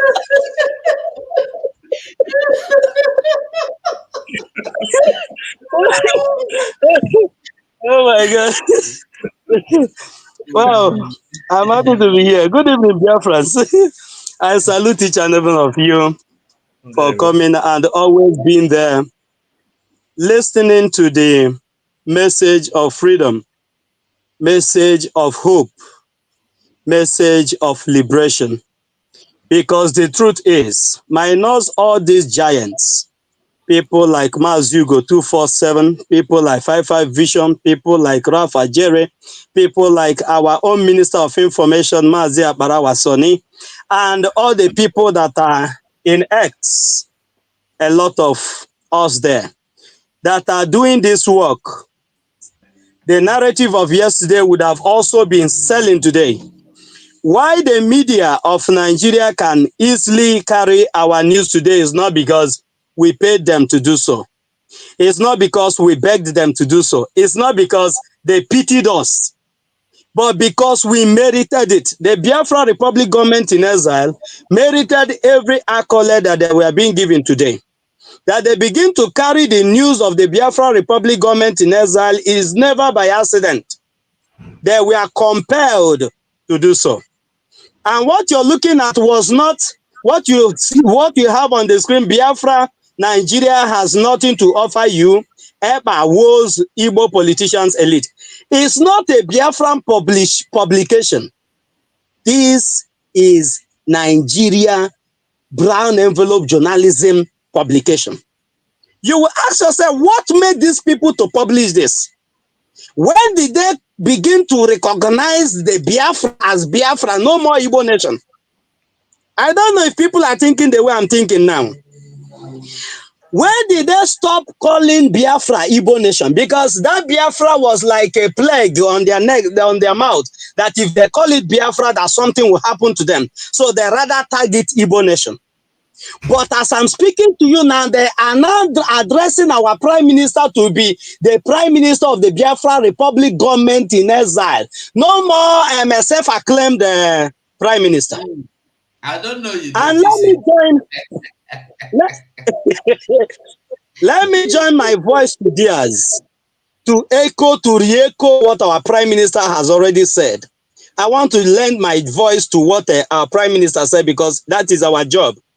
These those they call the elite, I will not be here to preach to them anymore, because there's no type of preaching the prime minister have not done, that Mazen Namdekan has not done, that all the media warriors have not done, yet they are hell-bent that the crumbs that are falling off from the Fulani table, that they love it more than whatever they have in store to enjoy.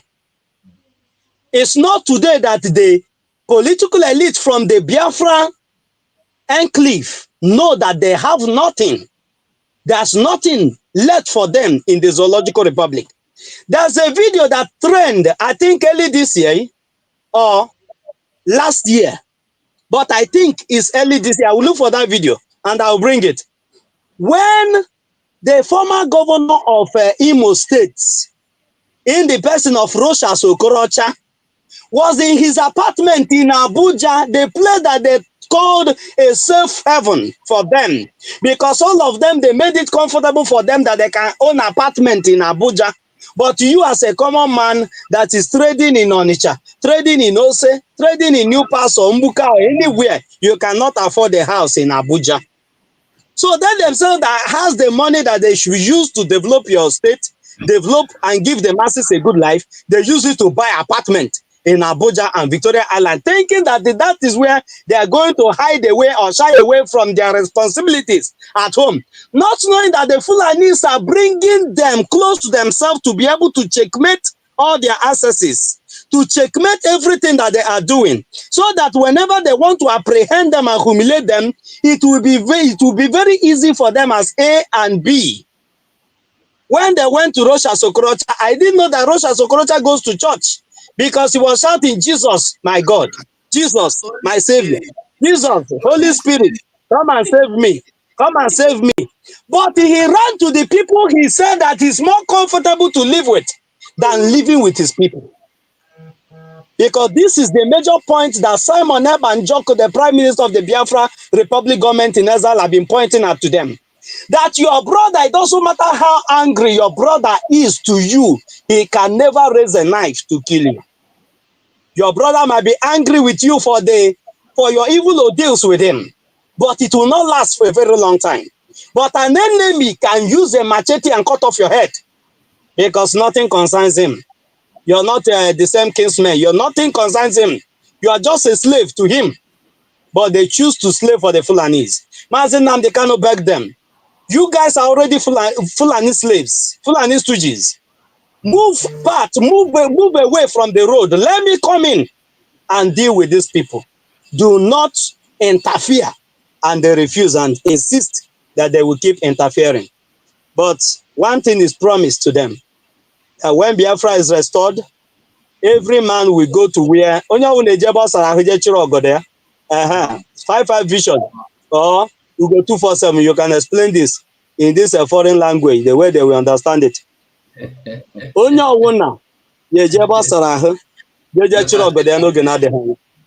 Thank you so much, my brothers, and thank you for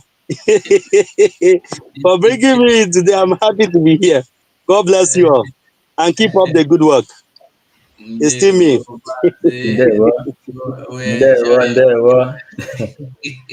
The ego eye. And if you are watching from there, you want to join us, you can click the link and come in. Hey, Odiegu. Yes. Odiegu. So today, our no point of reading this. We'll play the video of our PM. That will be the last part of the program. Okay. We'll play that video before we go. So, like I was saying before, this our brother. If you watch what he's doing, he has been able to make people understand that this, I am not Igbo, you are not my brother, is not the deal. The deal is, are you okay? Are you comfortable? And people have come to realize that he is doing a nice job. And they bursting the Afonjas. When I'm calling Afonjas, it's not only Yorubas that are Afonjas. Our people too are Afonjas, most of them. They have sent people to attack him. And now they are telling people that he is paying people, he is working for some people to deceive people, to make them believe, to tell them to speak Igbo. He will hire people and go to one place and tell them, here is your community, speak Igbo. And now, all these things they are doing is to get at us. I want us to know that anything at all that will yield the fruit. Imagine this man going to Benue, a place that has no road, yet people are living there, and they are Igbos, and they are in Benue state of Nigeria. Nobody knows them. They have been cut off. No school, no road, nothing. For him to go there, he began to go there. He could not make it because everywhere was forest. He stopped. Another day, he have to start the journey afresh to be able to go there. And yet, all this thing he's doing now, they are trying to blackmail him. Very soon, you will hear Simon Ekpa paid him to deceive people. This is where they are driving to. But I want to tell her, if you know him, tell him to keep doing what he's doing. What he they do is they penetrate. All the things he's doing is penetrating, is sinking, is writing his name on marbles that cannot be wiped out. Everything they are doing now is stopping the same way they have succeeded in stopping Okurora. Okurora is not preaching Biafra, but he's doing his own way. In his own way, he's doing his own thing in his own way, and they have managed to stop him with blackmail that he is stealing people's fund. The same thing they are trying to do him. So, my brother, Namen, I wish you can hear me. I wish I can speak to you. I don't want you to give up. Don't get offended, because what they want you to do is to get angry and say, me, I'm not, after all, I don't benefit anything from this. You stop. No, that's what they want. But don't fail. Don't back up. Keep fighting. Keep fighting them. We are winning the war. So we will continue with what we are doing. So like I was saying before, the invitation is open. If you know any government official, Nigeria government personnel, or you know Atiku, you know P2B, you know Rufai, you know Peter Rufai Oseni, Abati, Obiokwe, BKO of TVC News, all of them, they are all invited to Finland to come and they see with their own eyes and ask questions. And they touch this man they call a nobody to see if he's a human being or not. They are saying he's not even a human being. They should come and touch him as well to find out if he is a human being, or he is a ghost, or he is a robot. You see, when they try to destroy you and fail, they will tag you one thing. They have tried to destroy him spiritually. They could not. Physically, they could not. And all they could come up with now is that he's not a human being. Yes, he's not a human being because you could not. You have failed to destroy him. We are not backing down. We will continue to do the needful. We will not stop at anything. We will continue to fight our enemies. The heat is on. Today, I hear the news again that PZ Customs is out of the country called Nigeria. Every country, every factory, industry, what do you call it? They are all leaving that country you called Nigeria.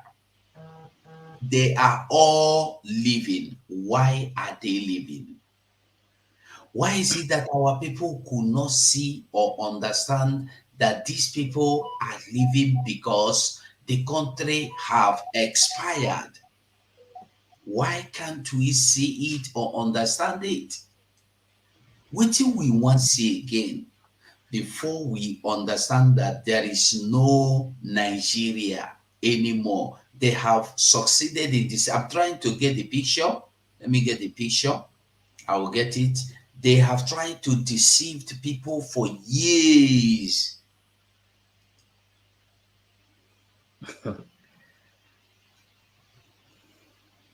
Are you getting the message? Nothing is left. Is finished. Is finished. Is over. Is over. That is where we are now. PZ is gone. Who again is there? Which company is there in Nigeria? Again, only Chinese company, I guess, if there is. Those that are mining either the crude, or those that are mining the gold or California, they are the ones you will see.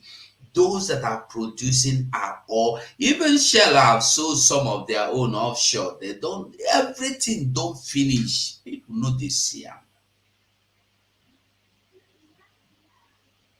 People don't see. And another thing we should be asking ourselves, why is this thing happening? Why is the economy of Nigeria crumbled not crumbling, because it is already crumbled. It's finished. Nothing Because is left. No matter the amount of money they borrow, they will borrow, they are going to borrow. And the fact now is that no country is willing to give Nigeria money again. That is why they went to that what is that loan they wanted to borrow? I don't know, I've forgotten the loan they borrowed. The one that includes in their clause that your country will become a LBT country, this and that, because no country, and they will keep IMF or IMF, right? They have collected, they are collecting until IMF say we are no longer giving you money.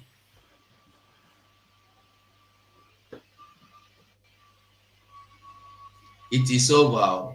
This is a game over for but the Mazi, yes.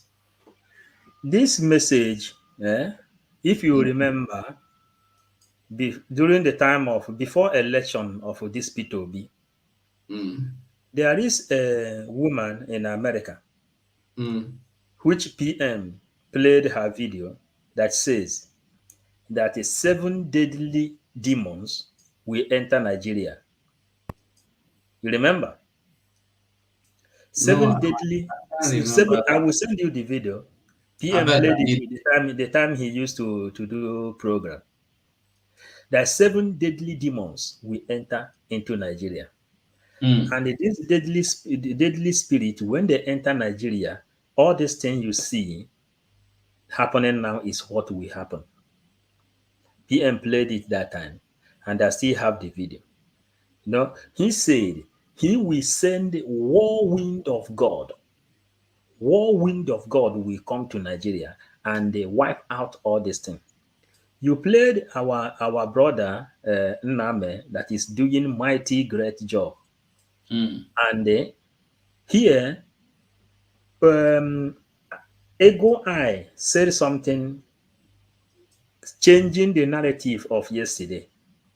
Mm. If you remember, when PM used to do program before, or when we started, we say we are changing the narratives of yesterday.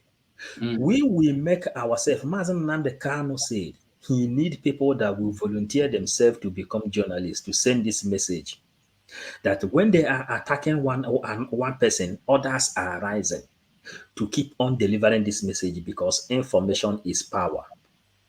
Now, if you check our program has become more quality and more valuable than those people in Nigeria, those who read envelope journalists in Nigeria, because the red envelope journalists in Nigeria, they came to listen to us, then they know. That is how they came to understand that we are bringing Biafra from diaspora. Through internet, we will deliver the message down to our for them to know what to do. Now, these international communities that has invested in Nigeria, they all have seen the truth. Like a man that is going all up and down now, Mm. evangelizing and uniting Igbos. These are spirits that enter the different people. They say, this is a task you must follow. Go and start doing it. Whether you like it or you don't like it, you will be doing it.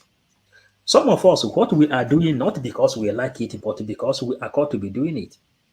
Do you want to tell me that Nnamdi Kanu is happy to stay inside the ESA dungeon? Mm. But before he is going, he said, "Oh Lord, unto your hand I commit my spirit. Lead me. I am going to lead in front." PM came here. He said, "God, this kind of load you have given to me, what can I do?" In front of the whole world, he said, "God, give me more than 1,000 men wisdom in order for me to carry this thing along." Then, Nnamen, what the people is doing today now, saying that he is paying people to say that they are Igbo. These are things everybody must expect. When you are doing a great job, you have to expect this kind of acquisition. But one thing is this: critical thinking, mental toughness has entered everybody that has Igbo blood running inside him. Everybody is alert. And the Nigerians know it. That's why they don't want to grant a referendum openly in Nigeria. They know that the blood, that spirit which Chukwuka put upon Igbo people, every spirit is out. And the Igbo people is alert. That's why every Monday, everybody knows that every Monday is the holy day of Biafran people. They will go home and sit down without any argument. That is the thing that is happening because Chukwuka have written it down, giving people different kind of subject they should carry on in this struggle. Nnamen can never talk about Simon Ekpa or Nnamdi Kanu or about Biafra. He said his job is to be uniting Igbos. Nwadibie, you see him where he is digging all these untold stories. It is called untold stories when you study geography. Untold stories, all those hidden stories they hide inside the Vatican. They know our history more than we know ourselves. Nnamen from some Nwadibie, then from nowhere he came up and they begin to review many things we have seen inside the secret libraries. What he is doing is what we expect many people to be doing. You can't hear them talk about Simon Ekpa, Nnamdi Kanu, or Biafra. They are on a different assignment, just like each and every one of us, until victory is won. Biafrans all over the world that is watching us, PM and Mazen Nnamdi Kanu says, after the 2nd of December, the game will then start. Everybody should know that since the time even Ojukwu left the struggle, what we are doing is just we are digging foundation of Biafra. We have not done anything since that time. What we are doing now, when we give PM the mandate, he said since that time, Nnamdi Kanu doesn't have mandate. PM never have mandate. He is waiting for mandate. I don't know if it is the video you are going to play here now or something where he is saying he need mandate, he need a mandate, he need a mandate. Then you will understand how to build Biafra. Mazen Nnamdi Kanu says, immediately Biafra is being declared, we will build Biafra for 75 good years, day and night, no stop. This will start from that day when he will have mandate. So we continue this gospel. Let's hear what PM have. There were Mazi, and I want us all to remember that each time we have given the PM any task, he has never failed. Never. You remember when we make him our spokesperson? Remember, he carried it out to the peak, to the highest, to the climax. It was when we made him the Biafran spokesperson that he spoke for us and said we have to vote these people out, and we did. Nowhere he has led us from or to that we are regretting. Never. And then he was voted into the power of the Prime Minister, Biafra Republic government in exile. You see, there was something he said. Somebody was asking me a question. You said you don't want lobbies. Why are you now looking for lobbies? Actually, when somebody said, I don't need you, how would you want somebody like Winter Bottle, like a lobbyist? What is his name? What is that name of that man that was raising funds for his money? Bruce Fenn. Bruce Fenn. Somebody that has come to use you as his ATM machine. He raised fund for himself. Yeah, he raised fund. He was there calling people to come and donate so they will bring it. And they are collecting this money. After they collect the money, he will pay them their own share and take his own. Then our PM said, we don't need lobbyists. We have to build. Can you just say, I want to build the house today? You will start, as you are beginning to dig the foundation, you are putting roof and putting ceiling and putting AC. You have to get to the level where you put the roof, then you put the roof. Biafra got to the point where they need to bring in the lobbyists. The lobbyists were brought in, and you can see that they came in at the time they're supposed to come in, and everything have changed. They are beginning to do the things they are supposed to be doing. If you had brought them in earlier, you think it would have worked? It wouldn't have worked. It will become a childish game. That is why our PM will always tell you, don't worry. When we get to that bridge, we are going to cross it. I remember that time we were autopilot. We will be worried like this. PM, this one. PM will just stay quiet. We will rant. When we finish, he said, I told you all, don't worry. I don't know if you will remember when we were. I remember. I say you people should not worry. Calmly. When we get to that bridge, we will cross it.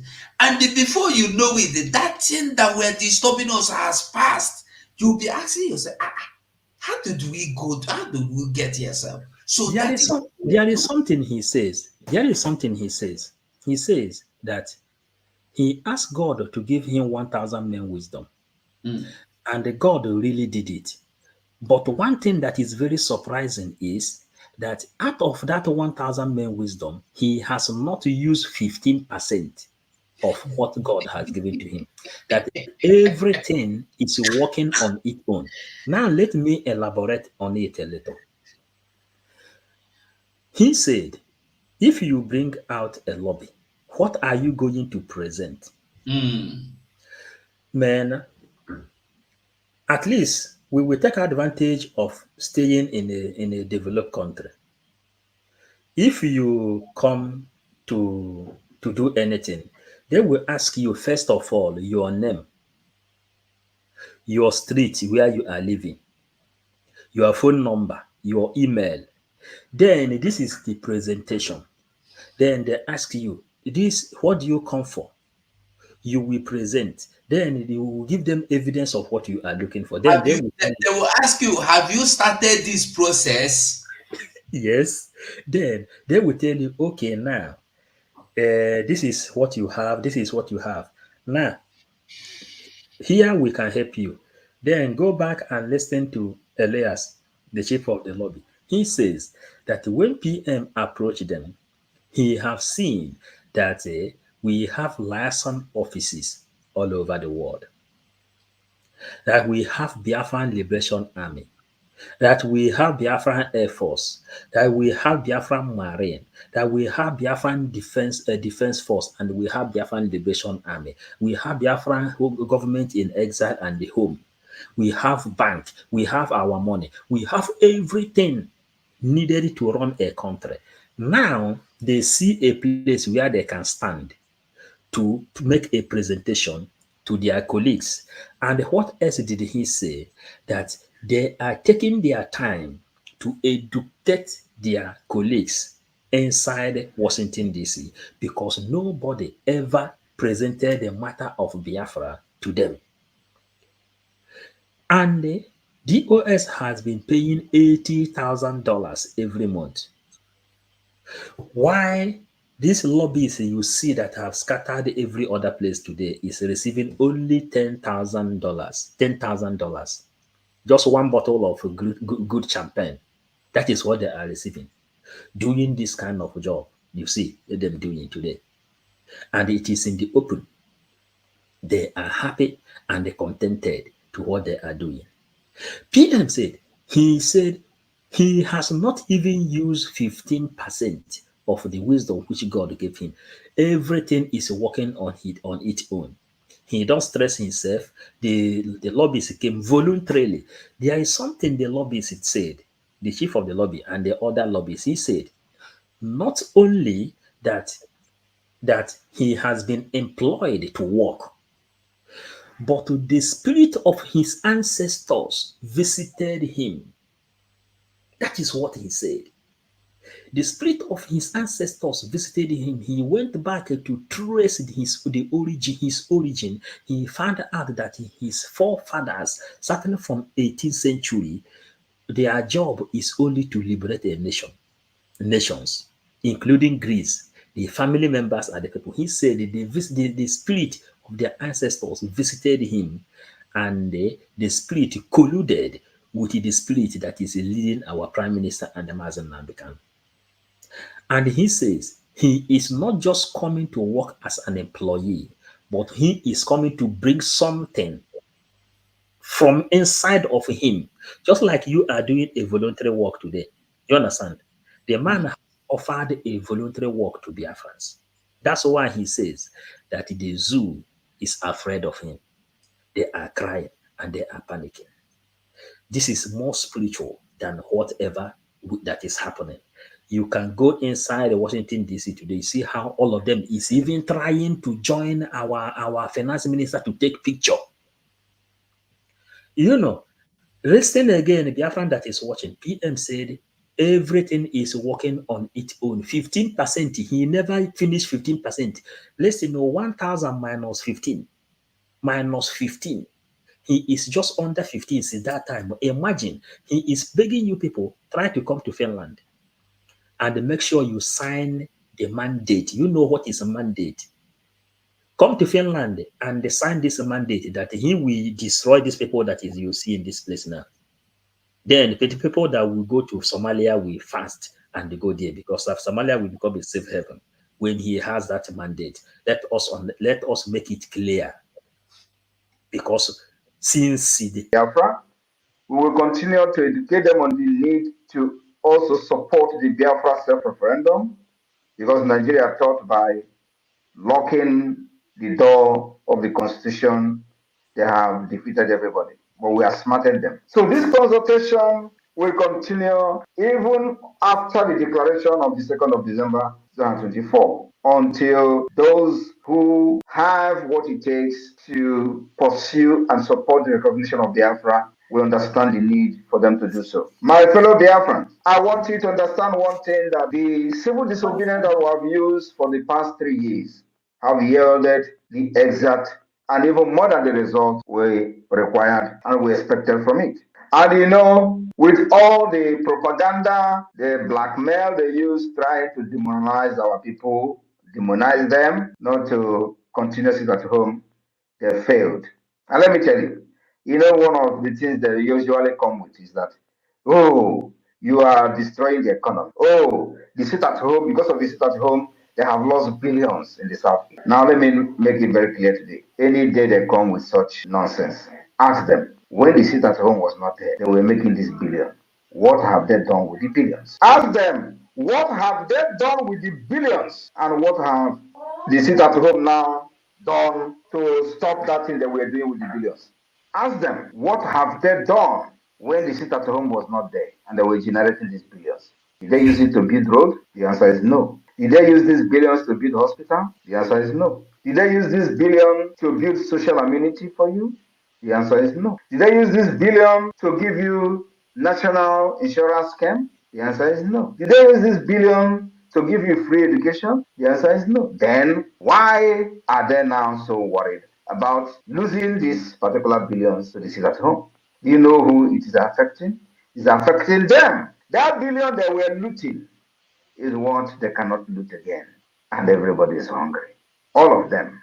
Ask them, how have they sit at home destroyed ordinary man's economy? They were not sharing those billions with them. How have they sit at home, or this billion that they are talking about, affect an ordinary man who goes out and sell market and feed his family? And if he didn't go tomorrow, he will go the next day to sell and feed his family. It doesn't affect them.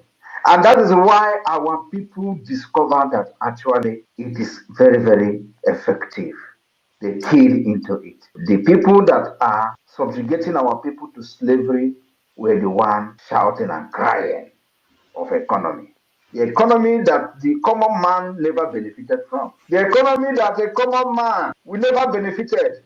Before they could train their children in school, they will suffer and suffer and suffer. Why these people are making billions through the revenue that they generate from different states.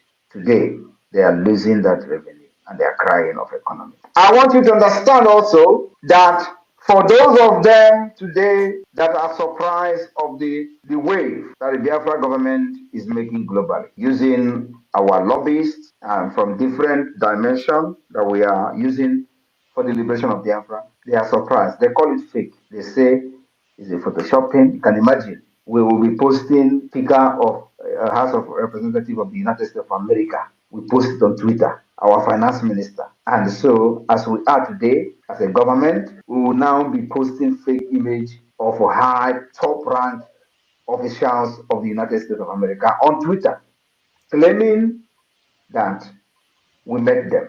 This is the level of idiocy of the people who have been shouting Biafra for many years. Because that's what they did, actually. Of course they cannot even Photoshop reasonable people. But most of the things they posted for many years were all Photoshop.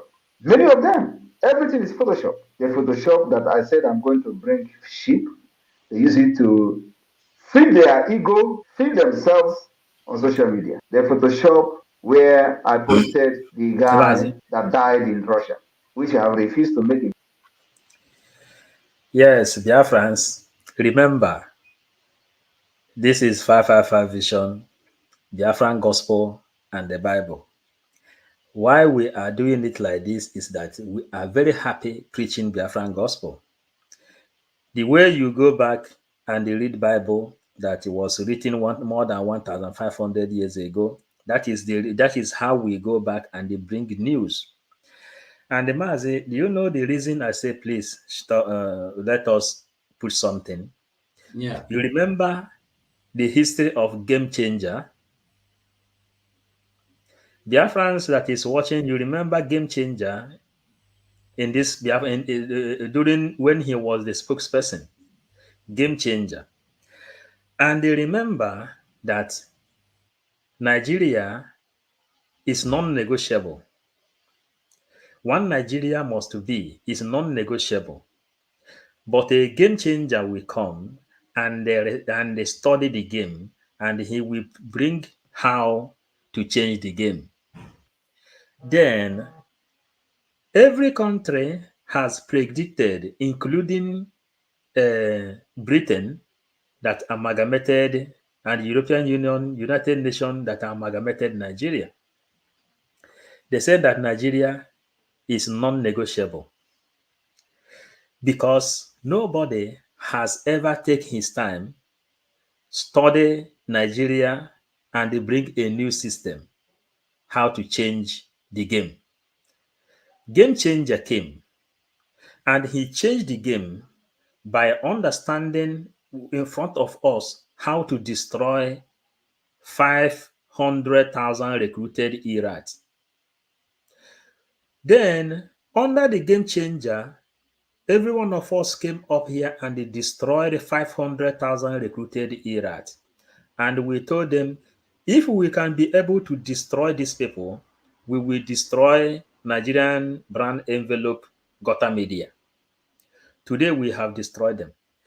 Now, PM says in this place, beginning of this audio, he says that someone must come up and change this system. And someone must stand up. And he said he has taken himself out to change the system. When he started before, he said before he do anything, he studied. That he has been studying on how to destroy Nigeria for a very long time. Until when he get the key, that's when he show up, making sure that he is applying every mechanism to destroy Nigeria. Those newcomers in this place, remember there is a powerful history in this government today that is called Game Changer. And this Game Changer is what you are seeing today. After PM have studied it, like when you want to meet a very strong football team, what you do is to go and study all their key players, their weakening point. Then you will know how to enter them to win them. That is exactly what happened, and that is what PM played. Before coming, he already have every arm of government which is needed. That when you are talking to someone, that is exactly what the game that is going on here. Biafrans, we are gospel preachers and we are preaching this gospel 24/7, 247, and we are live preaching it. No tired. We can never get tired.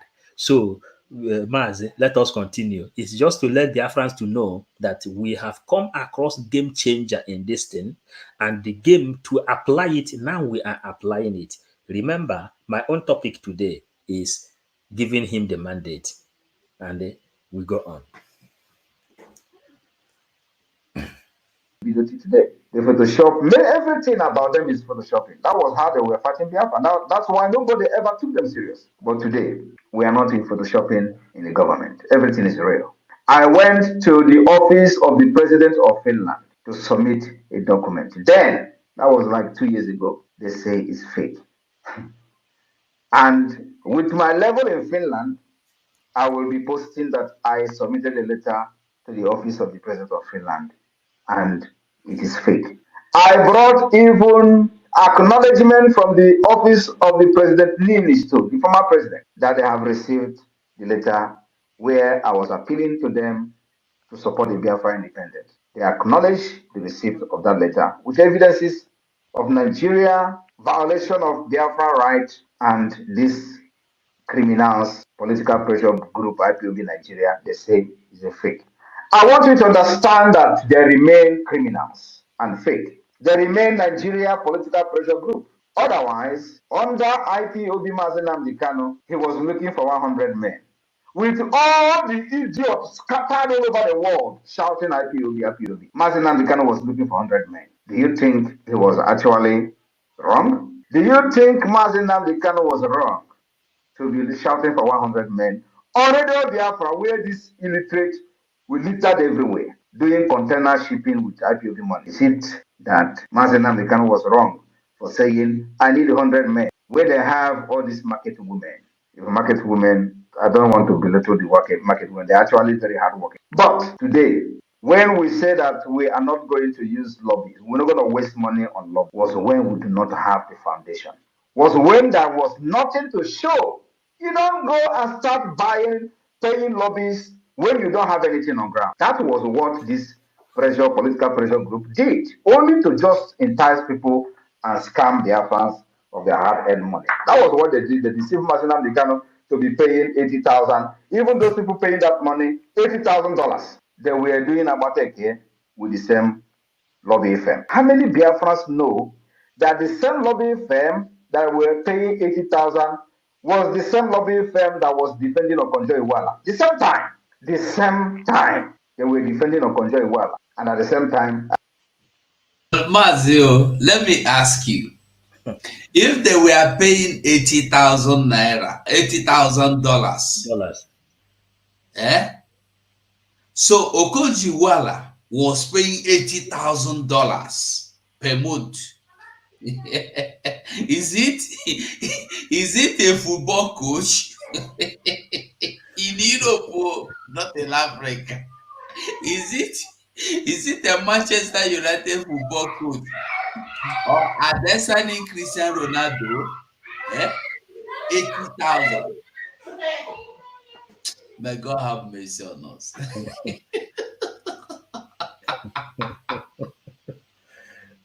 Hi. These people, Paramado Kosonisi. May God have mercy. IPOB was paying them $80,000. And you think they actually received that money? Now ask yourself, with this their so-called lobbies, can they bring one picture of them meeting anybody in Washington, D.C.? I want to share a story. The reason the $80,000 lobbying firm, whether they actually paid that money or not, the reason why that particular agreement was revoked was because of Okorafor, Uchenna Okorafor, the secretary to Onyendu, wanted to be part of the meeting of this lobbyist, and she participated in that meeting few times. Do you know who is the chairman of the lobbyists like representing IPOB? Do you know? Now let me tell you. The person who was in charge of the IPOB lobbying group. He's called Ogwe. Ogwe that doesn't know nothing in America.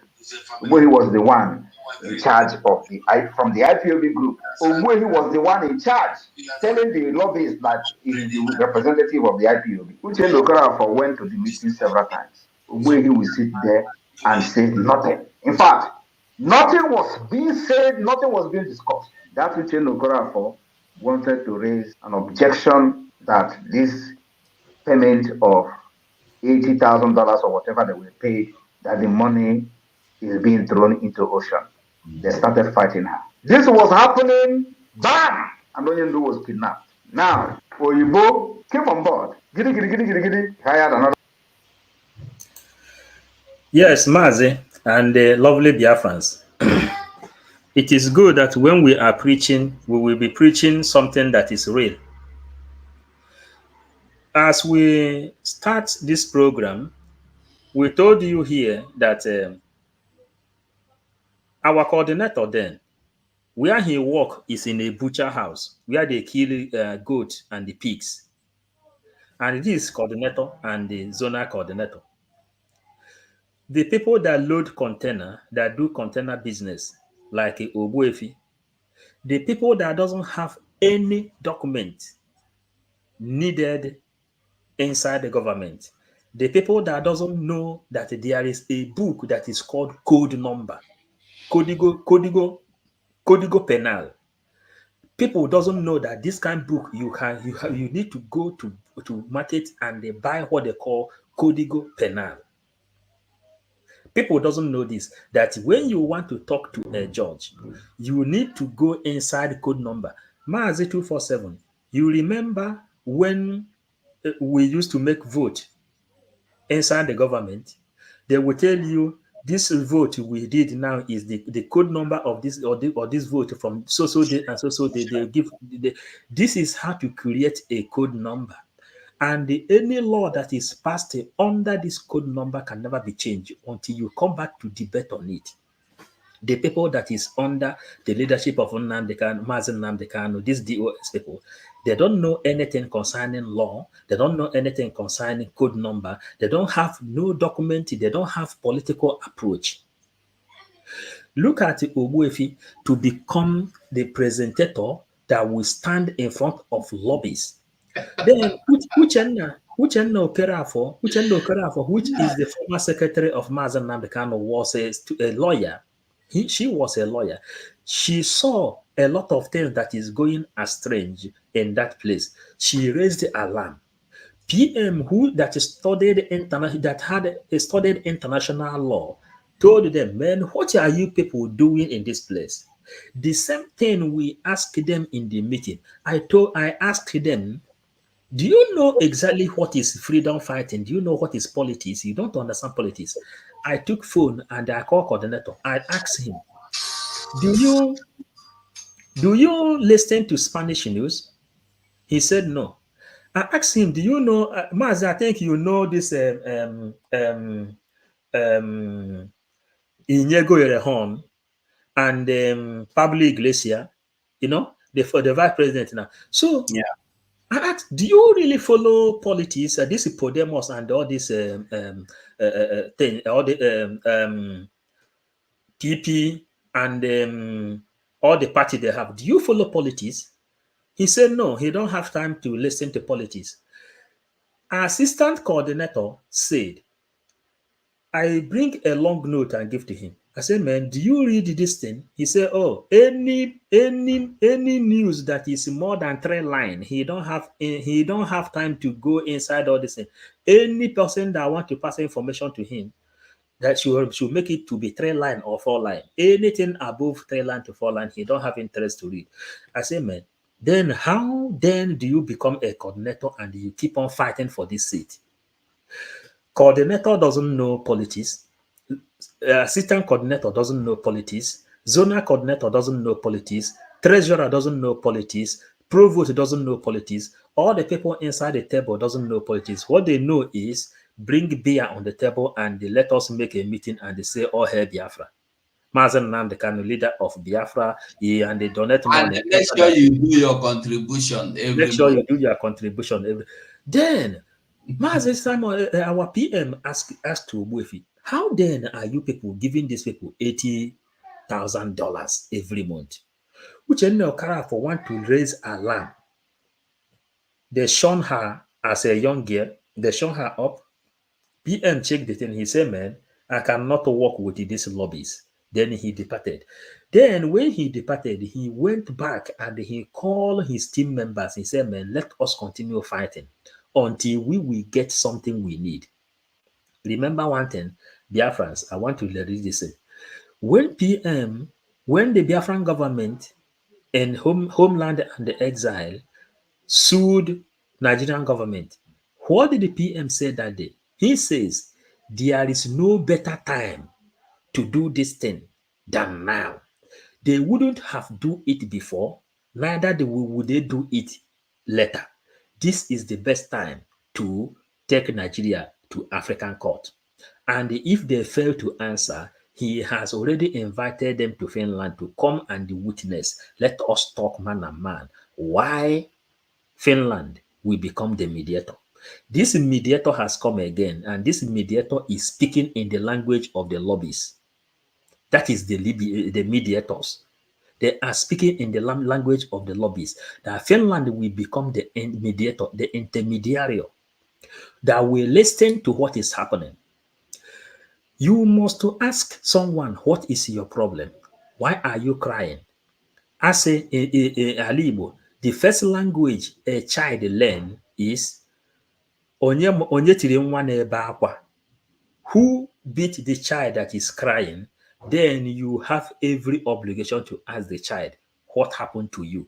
That's why PM says everything will end on a round table. Whether you run or you stay, you will come to round table. Mazi, Ndewo, I can see Ego Eye again. Ego King is back. Ego King, do you want to say anything or should we continue? Okay. That one they call Allen White. Yeah, that's by the way, Paul. Ndewo, thank you for that justice you've done to that part of our PM preaching. A shambolic agreement. He started paying $60,000. This time, I was the one preparing documents for Allen White. I was the one, Simon Ekpa, was the one preparing, filing annexes, evidences of the Nigeria human rights violation against Biafra people. I was the one compiling documents day and night. I didn't sleep. But they were the one receiving $60,000. Nothing. The first annex, I filed it. The second annex, I filed it. Working with somebody in Strasbourg. I am sharing this story because I don't think I've shared this story ever. At a point, I questioned why 60,000 is being paid, because I am doing this job by writing and compiling these evidences as an annex. I will do it. They will tell me to do it again. I will do it, and they will have some kind of proofread these annexes up to 5 times. I will not sleep to make sure that these annexes met the standard requirement of the SEC. At the end of the day, they will pay them $60,000. I begin to question Oyibo before she begin to say, okay, now maybe we are going to stop paying them. Please, why am I telling this story? Then please, I said, please, we will never. Please, there is something Biafra is supposed to be hearing. He said, when he want to prepare document, he want to prepare it in the standard of international communities, in the standard of ICC. This is the thing we are talking about. You can't just stand up and write a letter to a government. It is not possible. There are different kind of different stamp that paper supposed to carry. Mazi, King, every other person that is here. You remember when we had a meeting with the Finland people? We asked. The man says that with this hand he used to submit the paper which our PM write, and that paper contain up to 450 pages. something presentable, because PM said here now, he is making sure that the letter they are writing meet the standard. It's not that I want to write a letter to 247. I want to write to Minister Marawa or to Vam Vam Vam. This is a friend. But when you are dealing something under government level, there are different kind of language and the grammar you need so that law will understand what you are doing. And this is what PM has. No other person that ever fought for Biafra ever have. That's why he says he is not fighting like Ojukwu. Ojukwu did not study international law. He is not fighting like Owazirike, who said he studied in India. Later he become a hotel builder. That he is not even fighting for like Mazen Nnamdi Kanu, who started and trying to continue to work before they kidnap him. He is fighting like Simon Banjoko. This is one thing our people supposed to be understanding. Writing a letter that will meet the standard of international communities. That's why people that went to school in Nigeria, when they came to Europe here, if you study university, they will send you back to secondary school. Is it not true? Because the education they have is not qualified for them to do anything. So we continue. There we go. Thank you so much. Keep telling them. Biafrans, you buy the what Paul is saying is entering, I believe.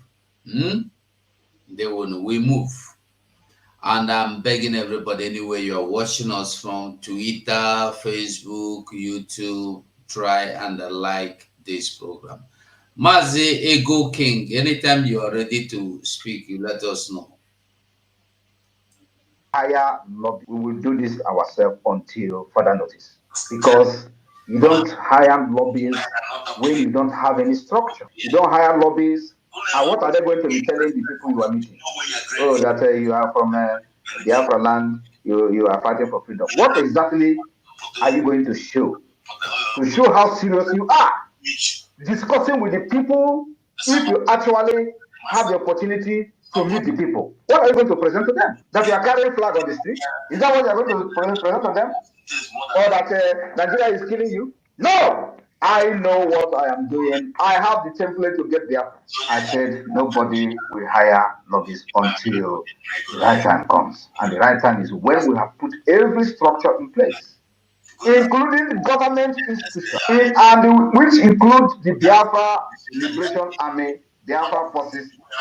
These are part of the government institutions that must be put in place. Because as we are doing this, we will not sit down and watch Nigeria kill our people and to use their picture to go to the ICC. No, we will defend ourselves as much as possible. Then we decided to start preparing for the defense of Biafra. If you remember, we started preparing for the defense of Biafra.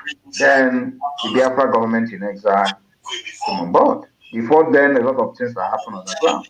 Yet, we decided to have the first ever convention, convention internationally. First. IPOB Nigeria never did it.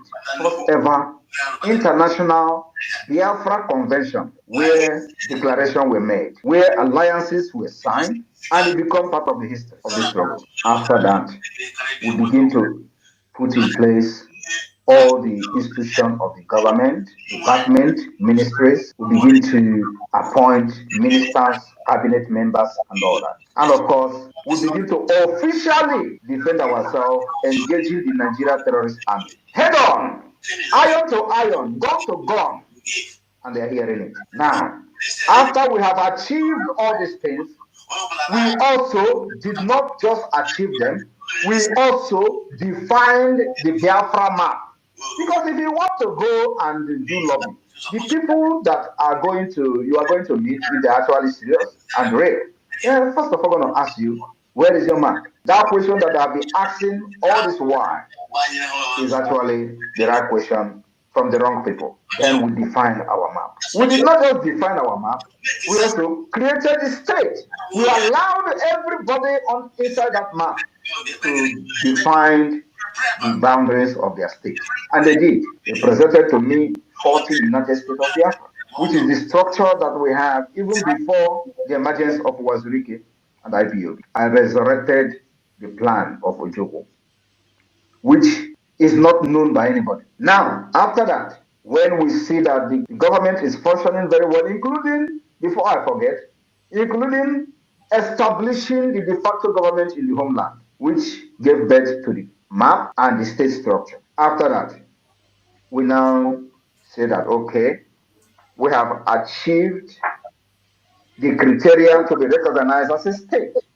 You can never ever be recognized as a state under a political pressure group, according to international law. The law of Montevideo Convention make it very clear. The criteria you must attain to be recognized as a state. Under IPOB Nigeria, you can never qualify for that. Where is the structure? And that is what Mazi Nnamdi Kanu saw and told this idiot. Go and listen to Simon Ekpa. He is bringing a new dimension to this awareness we're making. Now look around yourself. Will you say there is no new dimension? Will you say that we are doing what they were doing since 10 years or 30 years ago? The answer is no. If he was so selfish, he wouldn't tell you to listen to me. If he was so stupid or self-centered, he wouldn't tell you to listen to me. He would think that I'm a threat. Because the time I wanted to interview him in my platform, those people who surrounded him and he was looking for 1,000 men fought against him coming to my platform. And he was like, are we still fighting for Biafra, or is there something they are protecting? If you see somebody that is better than you, bring him in. That was what Mazi Nnamdi Kanu did. They were saying, don't go, don't go, don't go. That night he was on call, or everywhere they are in the world, they were calling him. Don't go, don't appear, don't appear. Mazi Nnamdi Kanu was like, are we not fighting for Biafra again? Why they were calling him on phone? I was on the phone also with Uche Okorafor's mother. And I was listening and hearing Mazi Nnamdi Kanu on the phone. Don't go. He didn't take oath. Oh, that guy is a traitor. They have given us information from Finland. What information did they give to you from Finland? The information that Simon Ekpa is somebody in Finland. That was the information. Are they telling you that Simon Ekpa is a criminal in Finland? No. They don't want anybody that will come out and challenge them. They want a yes member. They want they will put no, they want Alamajiri. They want Alamajiri. Good evening, sir. So let me just read to. What they want is Alamajiri. You know, when our prime minister said that you don't have structure and you are paying for lobbyists. What is the lobbyist going to present to the people that they are going to meet? But most of these people, they know. Even our leaders said that time that we are definitely going to have government in exile. But the time is not yet ripe. Yeah, he said it. Mazi Nnamdi Kanu said it. Even said spoke about Biafra army, but the time is not now. But the time is not yet ripe, because when we are still a group of IPOB, you cannot front an army. And according to our prime minister, you cannot as well start to pay lobbyists a huge amount of money. It is going to be a waste of time. But why these people choose to pay that money, I don't think that all those money used to go to those people they contracted to be doing their bidding. It's what the Nigerian government used to do. You understand? The 10,000 is for the lobbies. The other one is for filling station. Nigerian government will give you contract as a road construction company, and they will tell you that this contract you bidded for it for 10 billion. That what they are going to pay you is 3 billion, but you will sign that you received 10 billion for that contract. That they themselves will collect 7 billion. and you will collect 3 billion. Whatever you want to do with 3 billion, that is your business. Whether you want to do the contract, whether you will only pour laterites there and back Caterpillar, use Caterpillar to block one side of the road, and after 4 years that my tenure have finished, I will renew the contract on my second tenure, telling the people that you see that I have project at hand. So this contract need to be renewed. It will be renewed by me also, and I will receive another 7 million, and I'll give you 3 million, making your own 6 million. So with this 6 billion, you can do 1 or 2 on that road, then save the rest. If you're okay with it, we are good to go. If you're not okay, other contractors are ready to accept the offer. So for you to still maintain your machine, sustain some of your staff, you will say, okay, I agree, sir. And they will give you 3 billion. But the contract money is 10 billion. That is why these people are all killing themselves. They want to be senator, they want to be governor, they want to be this. It's not for any other thing, but for the money that's supposed to be used to execute one contract or the other is finding their way into their own personal pocket. That's why when a drug lord was accused of money laundering, every one of us heard about the verdict of the judgment that the court give. That the court said that the person guilty is not a drug lord. That the person guilty was the account of the drug lord that received that the billions in dollars. So if there's anybody that should be persecuted in that account. So in that account that received the money that should be persecuted, not the drug lord. So that is the situation of things. These people are running IPOB with the system of the Zoological Republic. And that's why we find ourselves where we are then. But these people have really played on our intelligence, so that the account is guilty, but drug lord is not the guilty. owner of the account is not guilty. So you should go and get the account, to prosecute the account, to put the account in prison. In prison. But the owner will be working freely. So you will ask yourself, why is it that all the people that have been apprehended, gotten red-handed, that they committed one fraud or the other, why are they not in prison? In fact, anyone that is caught, that this person has a hard hand in any money laundering or any other activities that has to do with squandering money and looting money, the next day you see that person cruising with a new Mercedes Benz, maybe Mercedes Maybach, or another latest model of a G-Wagon in Abuja. And you will ask yourself, what happened? The newspaper carried it, Channel Television carried it, that the EFCC had apprehended this person that is involved in a money scandal. Why is he cruising with new model Mercedes G-Wagon? Why the person is cruising with new model Mercedes G-Wagon is because that person is not the one that is committing the crime.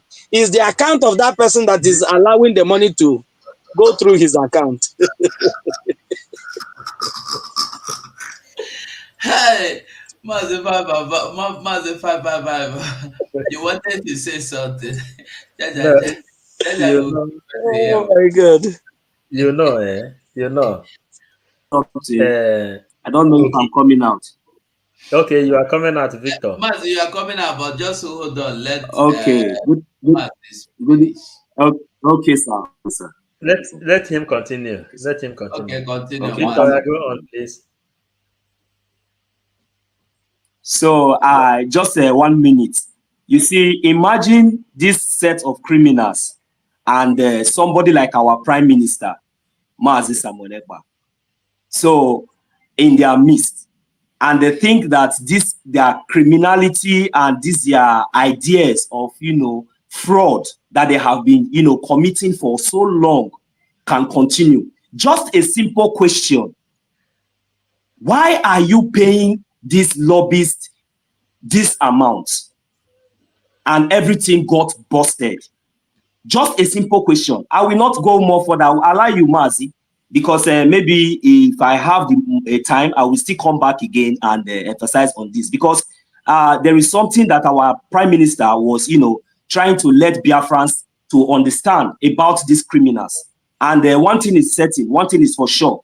There is no way, if they think that, with this their fraud and this their crimes that they have committed, and they think that they will get away with it, I believe that very soon that time will come when each and every one of them will be held accountable for whatever crime and fraud that they have committed against innocent Biafrans that have, lost their lives, for this cause. I will yield my mic for now. Thank you. Good evening, Mazi Judge. I greet you, sir. Thank you. Okay. Jesus. Okay. Biafrans. Thank you so much. I salute you from here, Victor. I salute you from here, man. I salute you. There we go. So, Biafrans, if you hear PM, he made it open to the world that the interview which he granted our leader Mazen Nnamdi Kanu, DOS fought against it, tooth and nail. And what did DOS say when after the kidnap of Mazen Nnamdi Kanu? I asked them, why are you fighting against this man? Do you know what they said? They said, don't you see how he is? Do you hear when PM said it here now? Because of his level in Finland. They told me, do you see how he is? Do you see how big he is living? Do you see how large he is living? Do you think, they ask me now, because they say DOS is wise. They ask me, do you think that such a person in that capacity will ever respect and obey our leader Mazen Nnamdi Kanu? That just because of this, don't you see how large he is living, that such a person cannot respect? It is better that all of us team up together to fight him. And this is the people that need freedom. This is the people that carry flag everywhere. This is the people that do gyration everywhere. They say they need freedom. And you take it back. When Mazen Nnamdi Kanu says, we will separate the chaffs from the wheat. Wow. Then he said, who is saying no sound? If anybody doesn't have sound, go out and come back. There is sound. Go on, Mazi. Maybe, yeah, thank you. You know how I'm using these two things. So I hope the sound is okay now. Chuku Onyeka. So they are now saying that why should we allow such a man with all the qualities he has? But we ask them, but this is since when I entered this program, this is what I'm telling you. This is the kind of person you need to give you freedom. This is the kind of person you need to give you freedom, not me, not any of you in this place, not this one that used to cry, you know him or by something like that. I don't even want to be calling. And all this, which document do you people have? This man is connected in Finland. The chancellor in Finland serving under government, a lawmaker in a government, very, very close to the president. Then what is your problem? I ask them, if you pursue a dog out of the shit, are you going to eat the shit? That's what I asked them. These people want to kill me. They want to destroy me in the meeting. You can ask now. You can ask our Ben. You can ask him. You understand? So had become a mighty war. You don't know what this man know. Even if Simon Eber is working for Nigeria, I told them what you can do is to beg him to work for you, because he has everything we need to get freedom. He has it. He is a politician. He is a sporting person. He is a military man. Every aspect you need it in life, he has it. But you see them spending 80 million every month. And after this every month 80 million, you see coordinator, he ran and buy Toyota Corolla. Then the other one is building hotel in Ebonyi State. This is how all of them made their money. Their container begin to move everywhere. We know all these things, but we say we are coming for them. Then we continue. Maybe you have something to say or any other person. Sonny, agreed. This is the reason why. Okay, go ahead. Should I go ahead? Victor, you want to say something? Yes, I wanted to say something, but if you are eager to, you can go ahead. They don't have where somebody can raise up hand.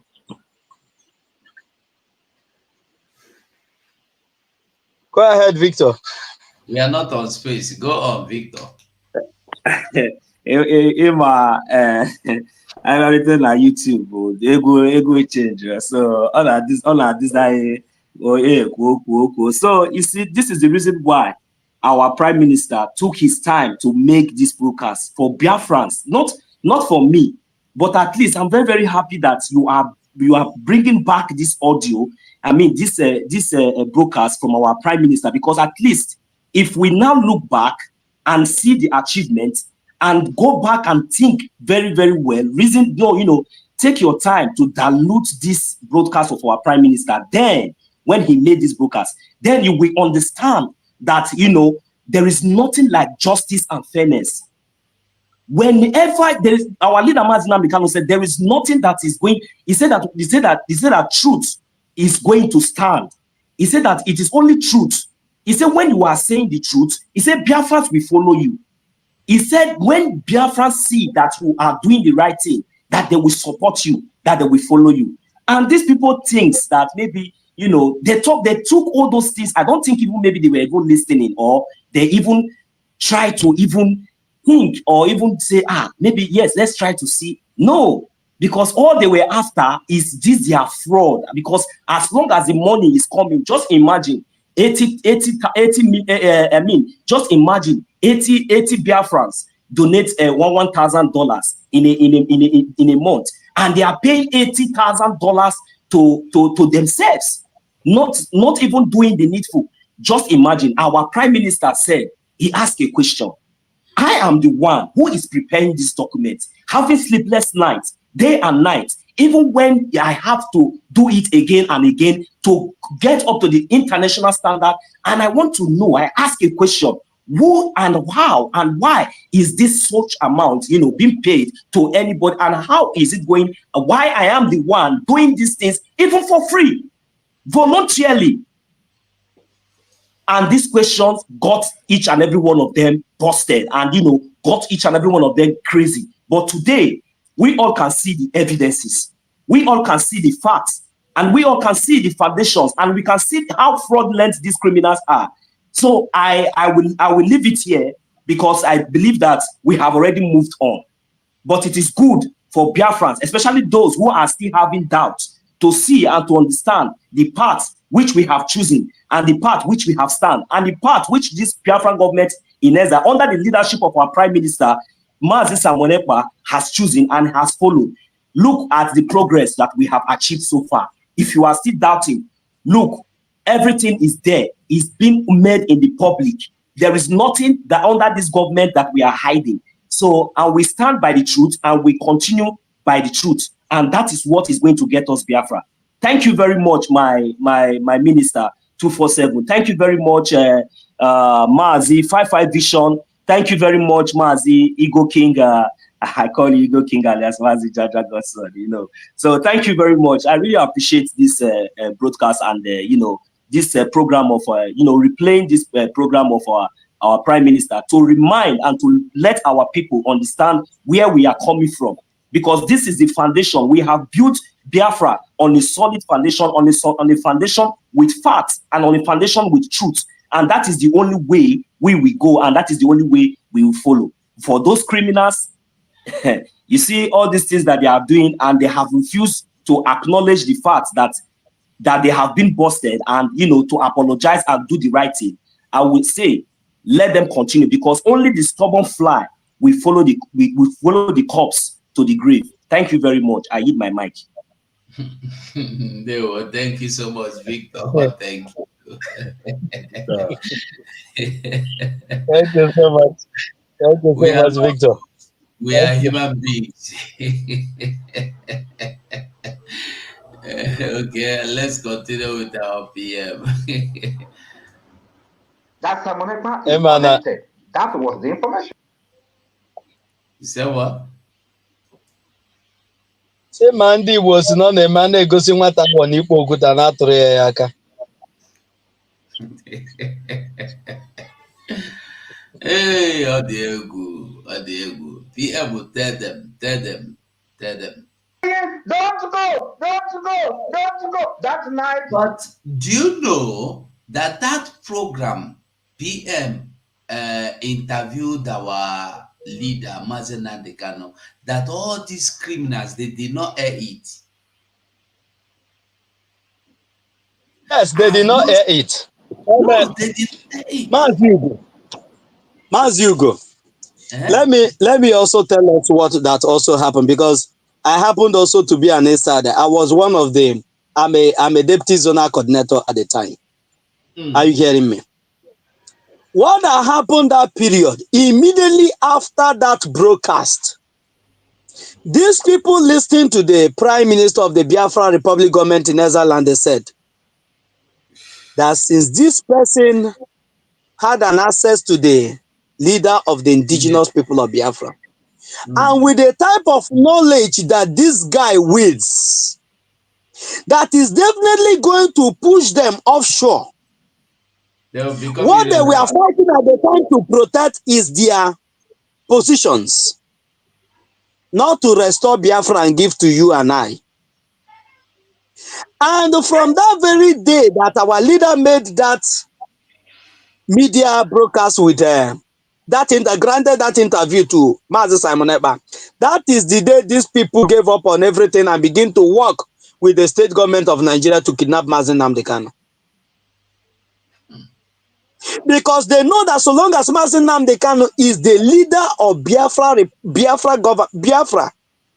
that Mazi Nnamdi Kanu will never allow them to bring their nonsense close to the restoration. That Mazi Nnamdi Kanu have seen somebody that thinks like him, reasons like him, that has Biafra at the heart. Remember, this is the categories of what Mazi Nnamdi Kanu mentioned, that these are the qualities that is needed for those that will champion the cause of Biafra. Those that will put Biafra first. Those that will work for Biafra selflessly without expecting anything in return.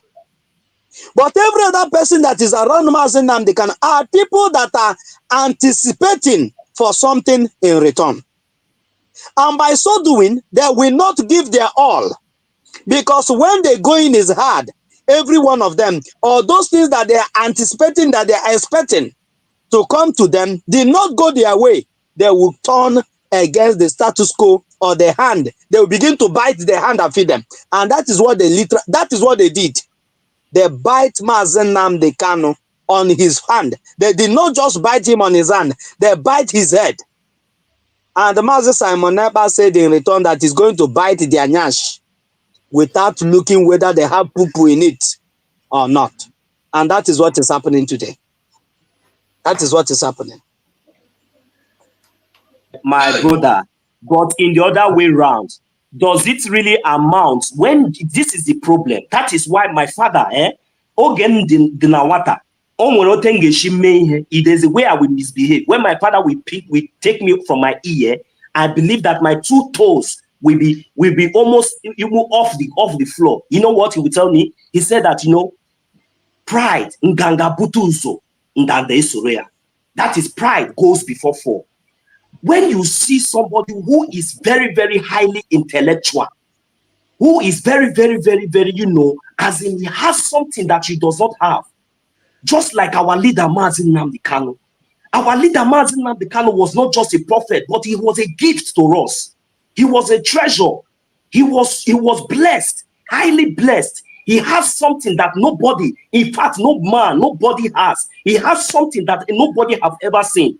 This is the reason why you see over more than hundred thousands of Biafrans are with him. Today, we have our prime minister. You criminals, you know and you saw these things, this potential. You knew that this man is going to, with his knowledge and with his integrities and his position and everything, he has a lot to contribute. But because of your criminality, because of your fraud and your evil thought, your evil agenda that you have been doing all this while, you saw him as an obstacle. Because you knew that our prime minister is a man of, integrity, is a man of his words. You guys knew all these things, but instead of you to accept the fact that, yes, let us work together to achieve one aim, but you guys choose the other way. Instead, fighting against him, went further to even sell our leader. After selling our leader, you also went further to disobey even his orders, even up to this moment. And you think that all these things that you are doing is not made in the open. Look, in fact, I'm not going to go more further than this, but, the only issue the only thing I want to tell you is that pride goes before fall. And that was what happened. And now you guys have all seen the way you are all falling, because you have already failed and you can never ever rise again. Our prime minister said that it will be your end. And that is it. Thank you very much. And do you know, from everything,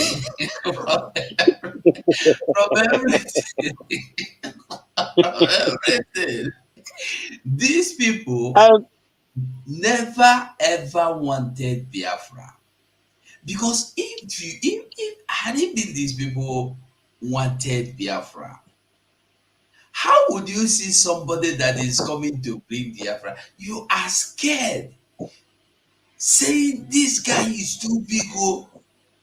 He's rich. We have asked about him in Finland. This man is in government.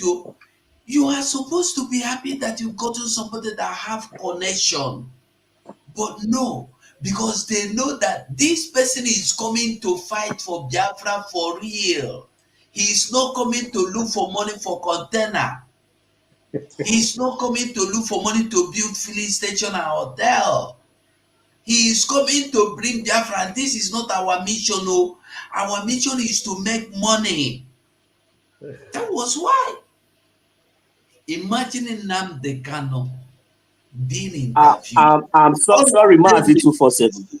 Mazi 247. I'm sorry. Do you see? Sorry, sir. Do you see those people who call themselves freedom fighter? Okay, I want to ask, and I have been saying this all this while. Can somebody give you what you have? Do they really understand the meaning of this freedom? Today now they will say, hey, we just came yesterday. What did they call us then? They said coronavirus people. These people, we can look, what do we know about? Do they really understand the meaning of freedom? When they were collecting all this money, all these criminals, how can somebody give you what you have? Don't they understand that in this Biafra that we are looking for, this our freedom that we are looking for, that when we have this freedom that we all have been fighting for, that we are looking for today, that all these things, all this change that you people have been working for all this while since you have been born, and you have not even gotten enough. Don't you know that it is time that you will now find yourself in a better place where you will have peace, where you will never find anymore, where you will be recognized, where you will become somebody? Don't you understand the meaning of freedom? And you choose to continue in this criminal, in this bondage, in this slavery by, selling your own people, betraying your own people, by all this chicken change. But you know what? Thank Chukwu Okike Abiama that the real people that was born and was chosen for this freedom has risen, and we have followed the right course. There is no amount of propaganda. There is no amount of fraudulent. There is no amount of betrayal. If there is no amount of any propaganda that you are going to do anymore, that we say, because in fact, our prime minister has ended all of you, both Ejiofor and all of you criminals. Our prime minister has put an end to you, boss. Thank you. Thank you so much. As you go 247. Let me say this. Let me say this. Do you know? Can anyone hear me? We can hear you. Do you know if it happened to be IPOB Nigeria that is having this media chat now? I don't know if anybody is getting what I'm saying. That is having this media chat now. The type of jealousy and envy and the discrimination among them.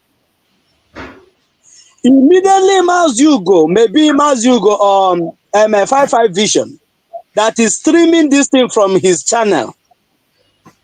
If Mas Hugo has the same channel where the same gospel will also be propagated, in as much as 55 Vision, Mas Hugo and Victor is saying the same thing, 55 Vision will not allow his platform to be streamed in Mas Hugo's platform.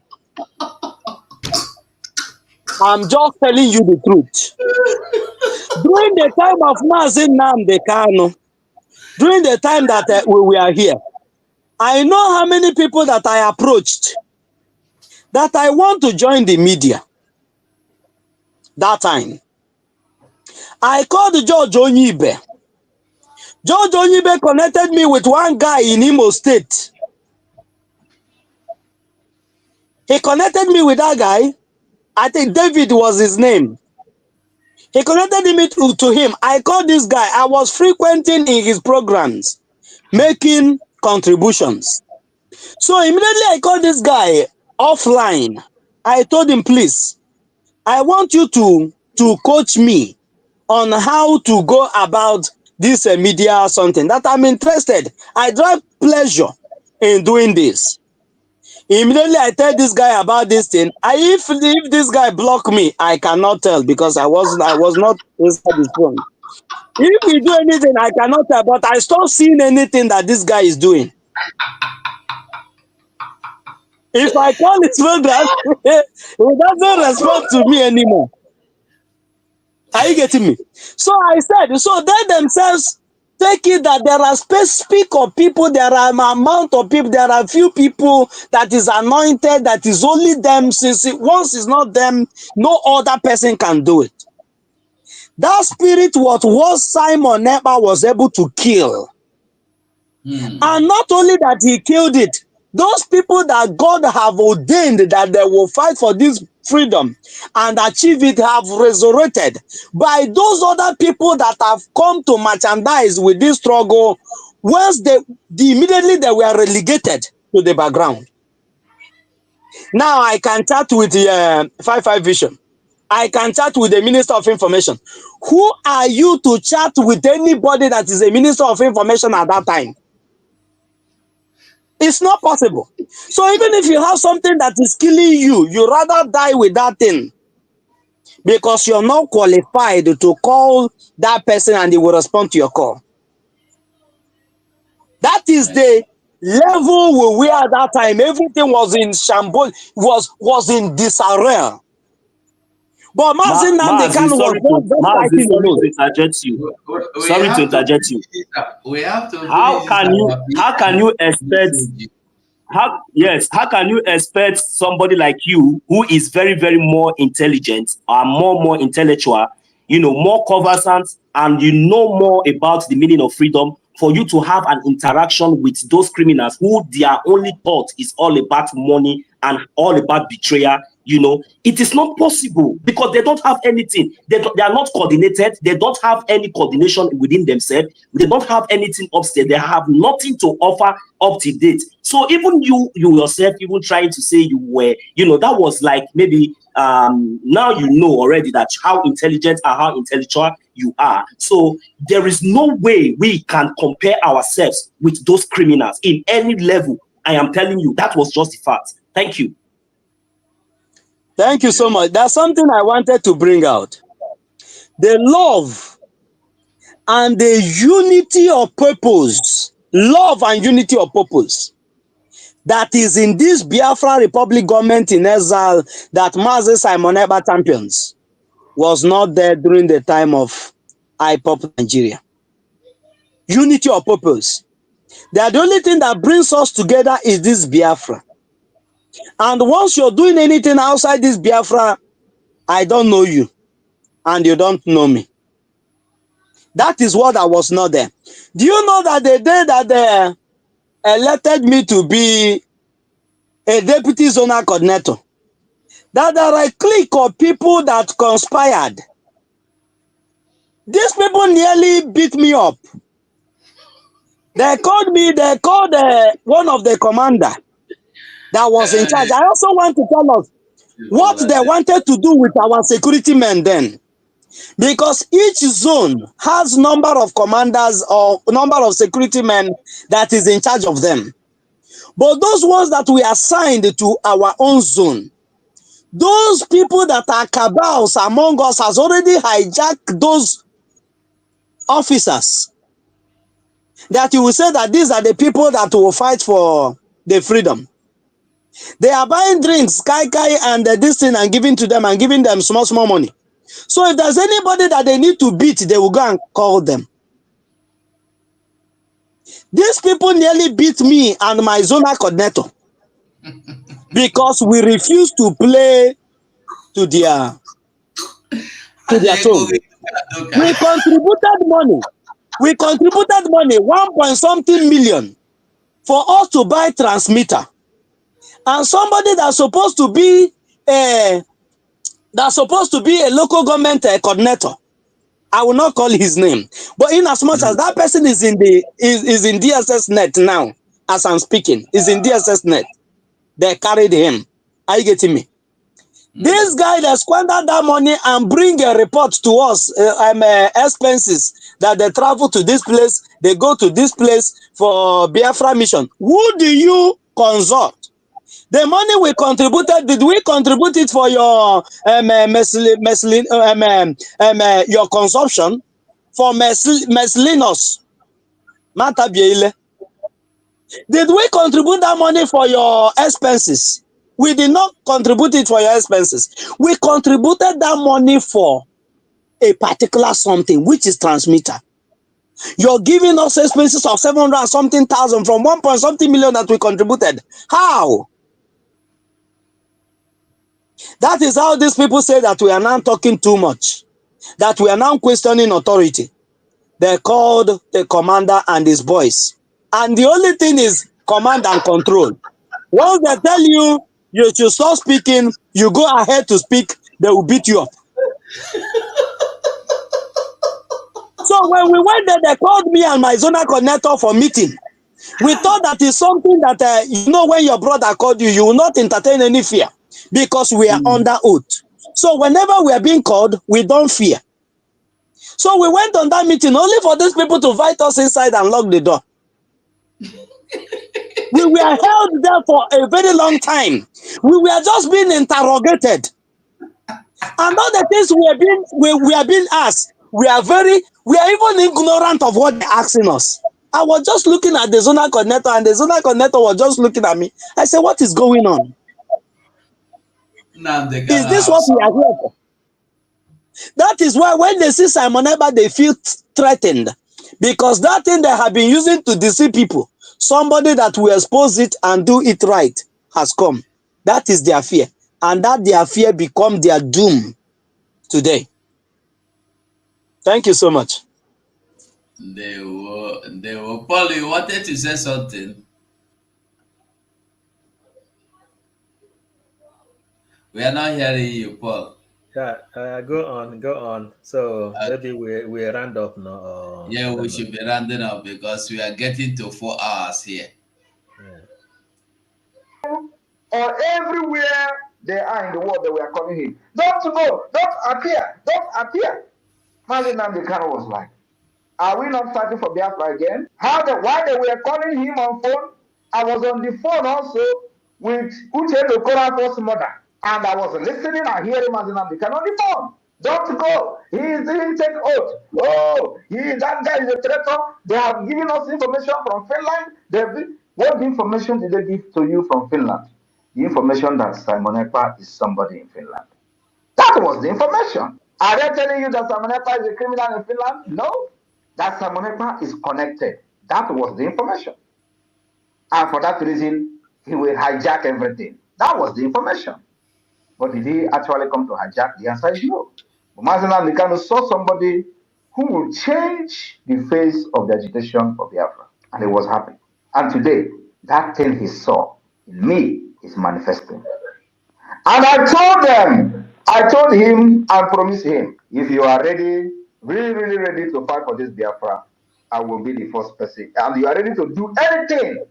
I asked him, are you ready to do anything on live broadcast to get Biafra?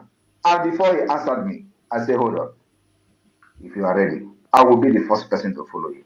Now, if Mazinam Kanu approved doing anything for Biafra, why are they fighting what I'm doing today, which is actually anything?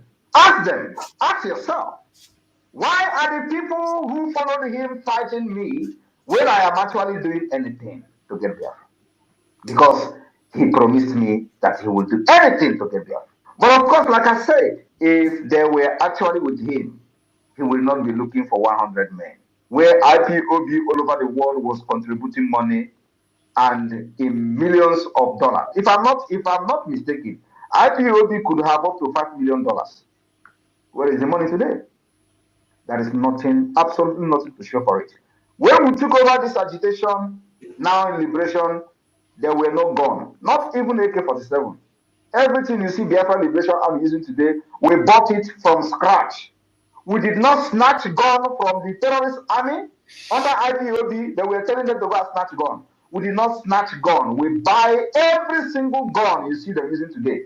And of course, minus those ones we are manufacturing by ourselves. And it will continue like that. Then when we have decided that now we have met the requirement according to the Montevideo Convention to be recognized as a state, it is time to bring in the lobbyists.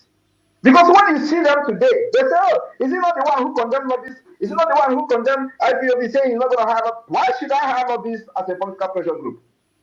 Now that you that have hired lobbyists and paid 80,000, which you did not actually pay, as a matter of fact, what did you achieve? Can you show me where the lobbyists arrange a meeting for any IPOB member in Washington, D.C.? The answer is no. Because the money, some of the money were actually never paid to them. But the people who were seated as the committee, which way he was leading, they know what happened to those 80,000 every month. Today, how much are we paying? We are paying $10,000 every month to lobbyists. And look at the result. You will know that the people who are lobbying for us are not after money. It's a public information. It is not hidden. But IPOB, they will hide it. Or IPOB Nigeria, not even IPOB, IPOB Nigeria. They will hide it. They say, oh, we don't want to. You see them telling you, oh, you are exposing your lobbyists. Why should we be hiding what we are doing for a nation, for a country, for independence? You don't need to hide it. And of course, now that we have met the requirement according to the Montevideo Convention, you know, some of them don't even know what is Montevideo Convention. They are just shouting, oh, let us go and outside and protest.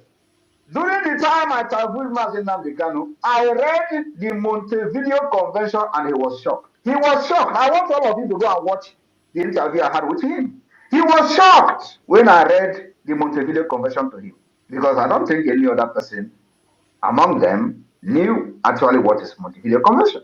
I read the Montevideo Convention to Mazinam Kanu, and go and listen to that interview and listen to the comment he made after I read that convention to him. He said, wow, you never knew that I knew this.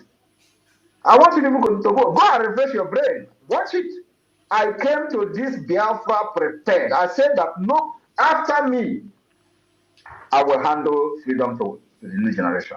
Nobody will fight for freedom again from Biafra land. That is what I'm doing. It does not matter.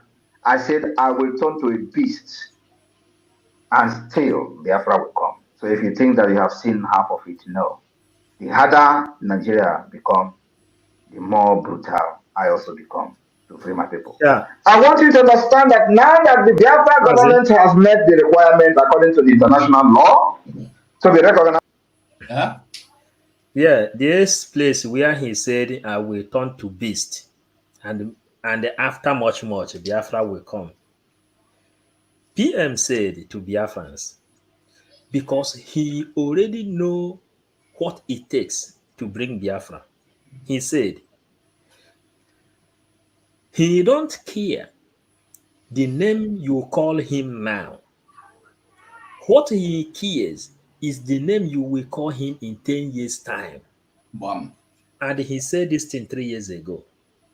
Today, since we are here, all what we are receiving are the people that is surprised, the newcomers, and the praises.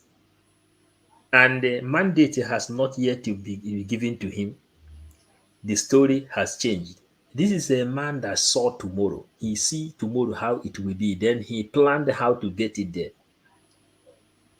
The other day, they asked him a question. I don't know who asked him that question. They say, how come you just enter in 2 years, see where the Biafra is? How do you do it? He says, comparing his age, he says, everything he is doing in life, that is how it goes. That this Biafran restoration, because the people are being surprised, how come he managed to become somebody very strong inside the government of Finland to the age which he has?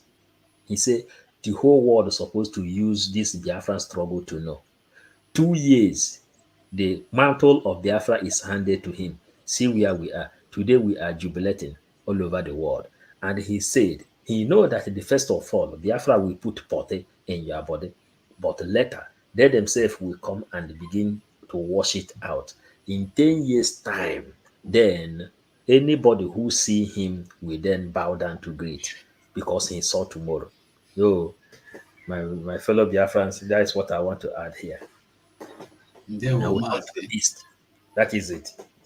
As a state, that is where our lobbies now come in. So everything we are doing, you are going and presenting who you are to the people that can influence the recognition of Biafra. From the Washington, D.C., from Asia, from Europe, from Africa.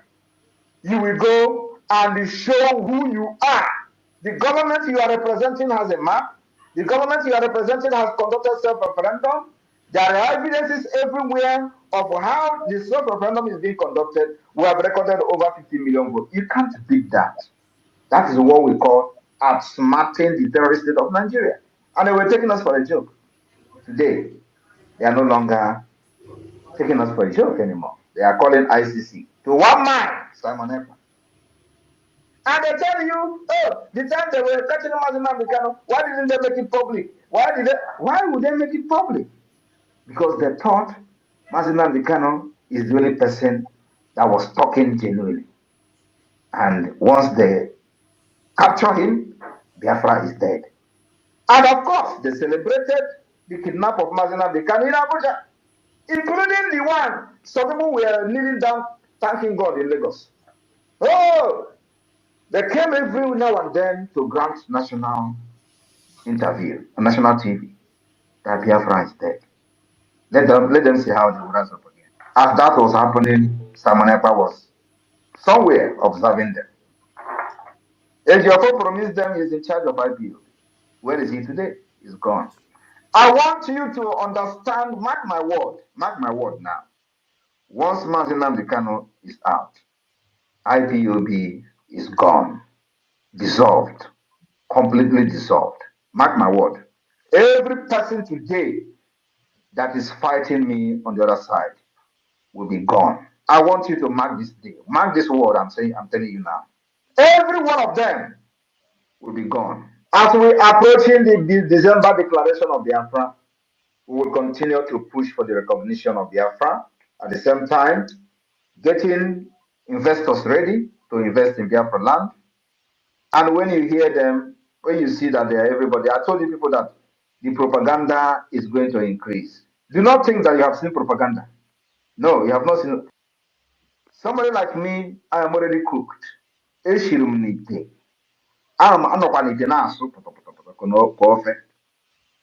But what about you? Just close your ear. You already know what you know. Close your ear, lock your heart. Propaganda is going to come. I told you people a few weeks ago. So if you think that what you see springing up on social media is going to end soon, my brother, you are in for a very long journey. It is actually now that the propaganda is starting because they have seen that I am not backing down. They have seen somebody that they have never seen in their life. You know, they say that I am not an Igbo man, that Igbo people don't have the heart I have. That is why we're different. They say, oh, I'm a Fulani, I'm wicked. I have to be wicked. If you're not wicked, you can't fight Nigeria. That was why Mazen Anikan is where he is today.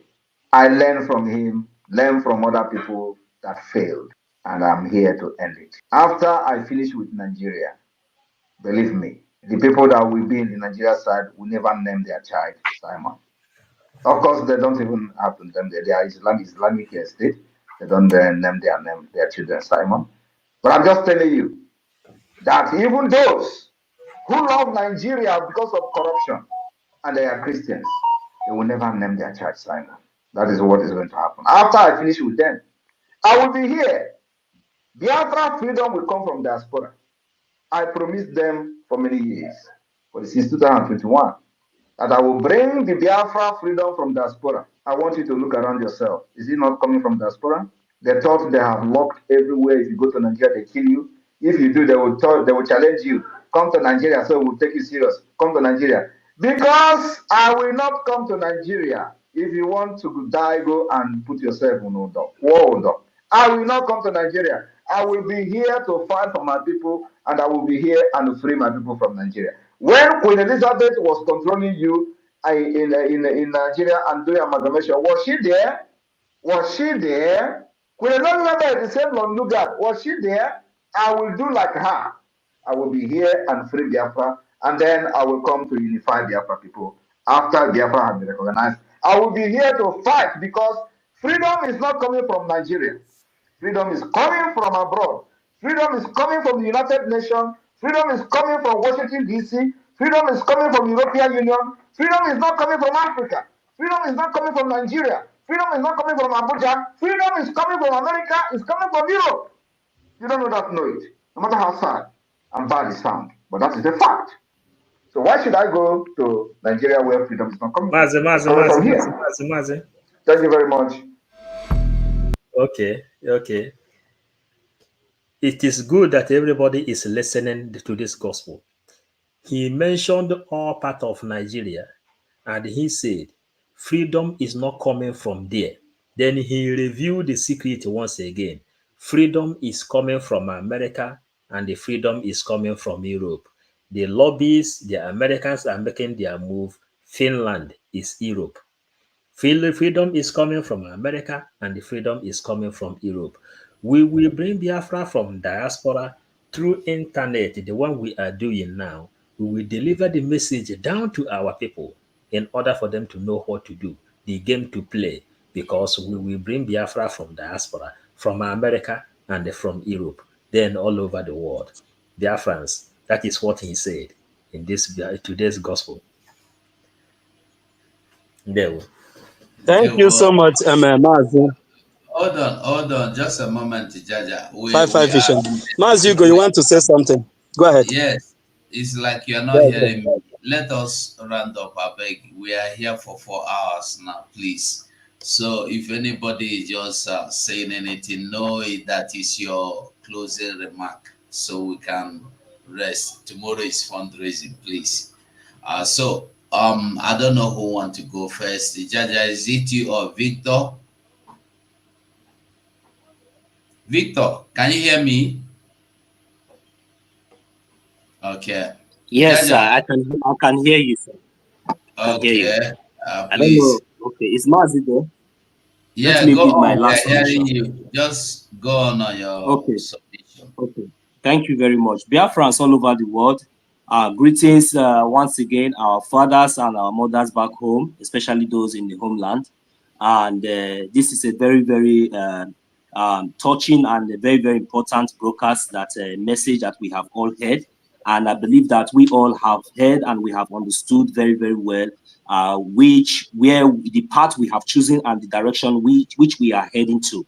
So just like as our Prime Minister and as we, in the support of our Prime Minister, and as you all know, we are also sojourning also here in the diaspora, and we are supporting our Prime Minister under the Biafran government in exile, under the leadership of our Prime Minister Samuel Ekpa.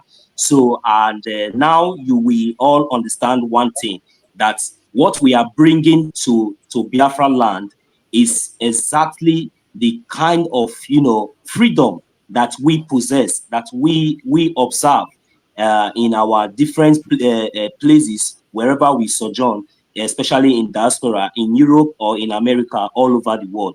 This is exactly what we are bringing back to our homeland, because we have all it takes. So thank you very much, my minister of info, my minister. Thank you very much for vision. So Biafra, the message is very, very clear. We are bringing, Finland to Biafra. Freedom is coming from America. Freedom is coming from Europe. So thank you very much. We need your support. Continue to stand with our Prime Minister. Continue to stand with the Biafra government in exile. Continue to stand with the de facto government in the homeland. Continue to stand, because freedom is very, very close. December 2nd is sacrosanct. Thank you very much. May God bless each and every one of us as I yield my mic. Thank you, sir. Thank you, Victor. Jaja, you have the mic. Thank you so much. Thank you. I salute everyone, both those on the comment section, both those listeners, and those on the studio. I salute you, my brother Victor. I salute you, my own brother 55 Vision. I salute you, my own brother Mazugo 247. There's something that our Prime Minister used to close his statement on that X-Space broadcast or briefing. Those words are very spiritual.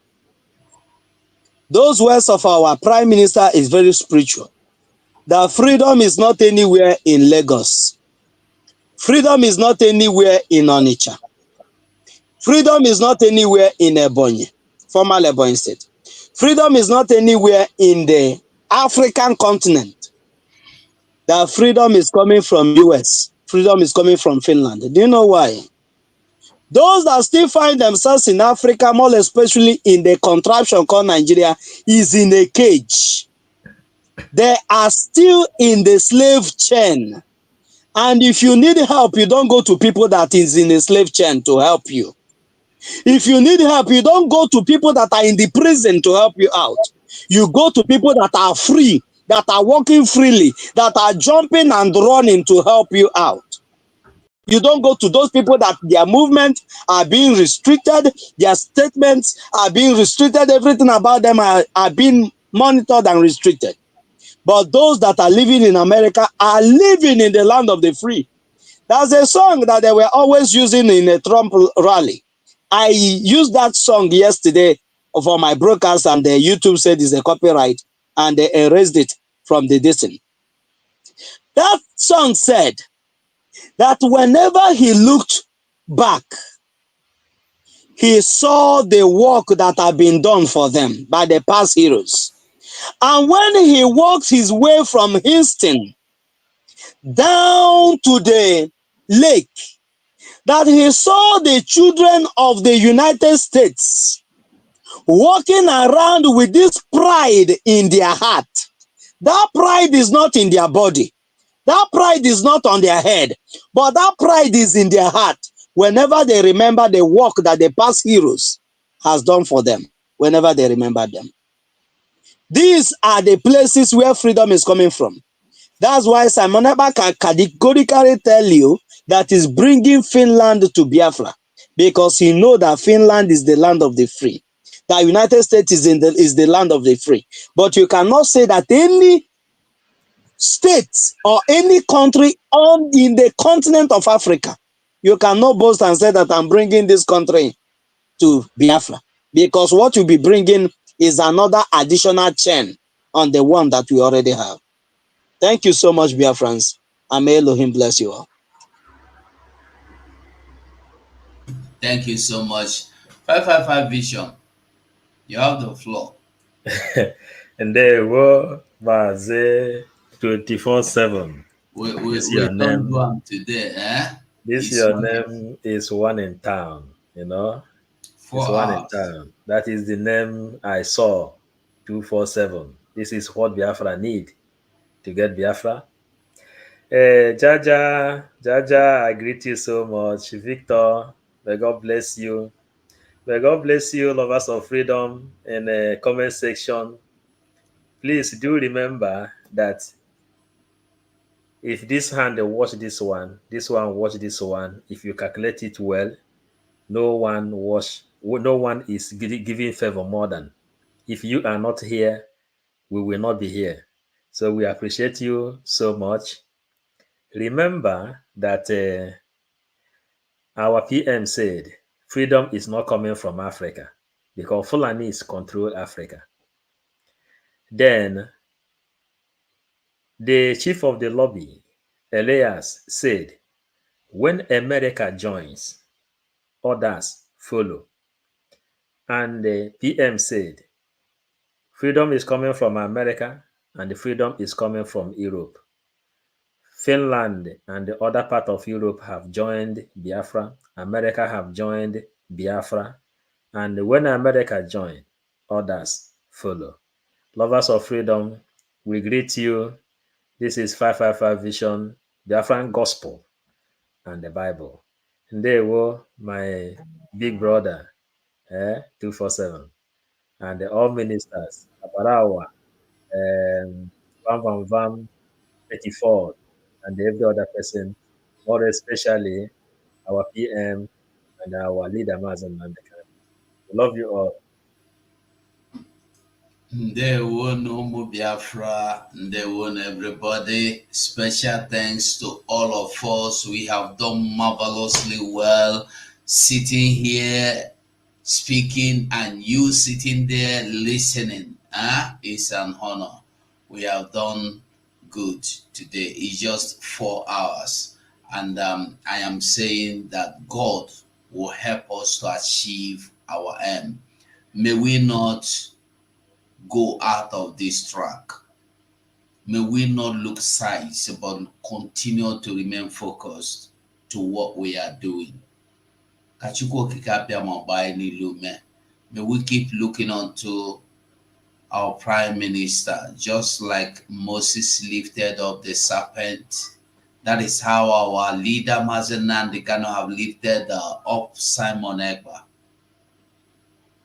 If you have gotten the bite from these venomous, evil people in the name of the US or their counterparts, look unto the Prime Minister and you will understand that those pains will disappear immediately.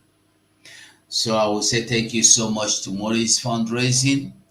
We are talking, we are doing. Anyone you are doing, anyone you are saying, continue to do. But I want us to remember, like Emmanuel Uwobosi said, everything we are doing, money is the pillar of it all. Support this government financially and otherwise. Thank you so much, and bye for now. Thank you. Thank you, everyone.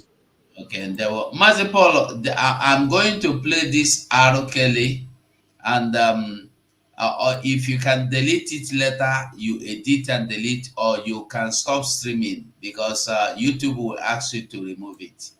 Yeah, I signed out already from all right. Ungwano Omo Biafra. We see. Bye. And I never know. Anamanoge, go on because I want to finish. Okay, nse wunu na ya na emenwu ife antu a this a joint program a Ọ na ya na-eme nwe ntu a ọwụ nọ mgbede ọwụ na ma ọwụ nọ oge ọwụ na ịdị free. I think no ya ka mma. It's okay. No problem now because I'm a program every day. 555 is what we discuss later. Kai go there by the Google month 4 hours are there because I just we can't have for just Good.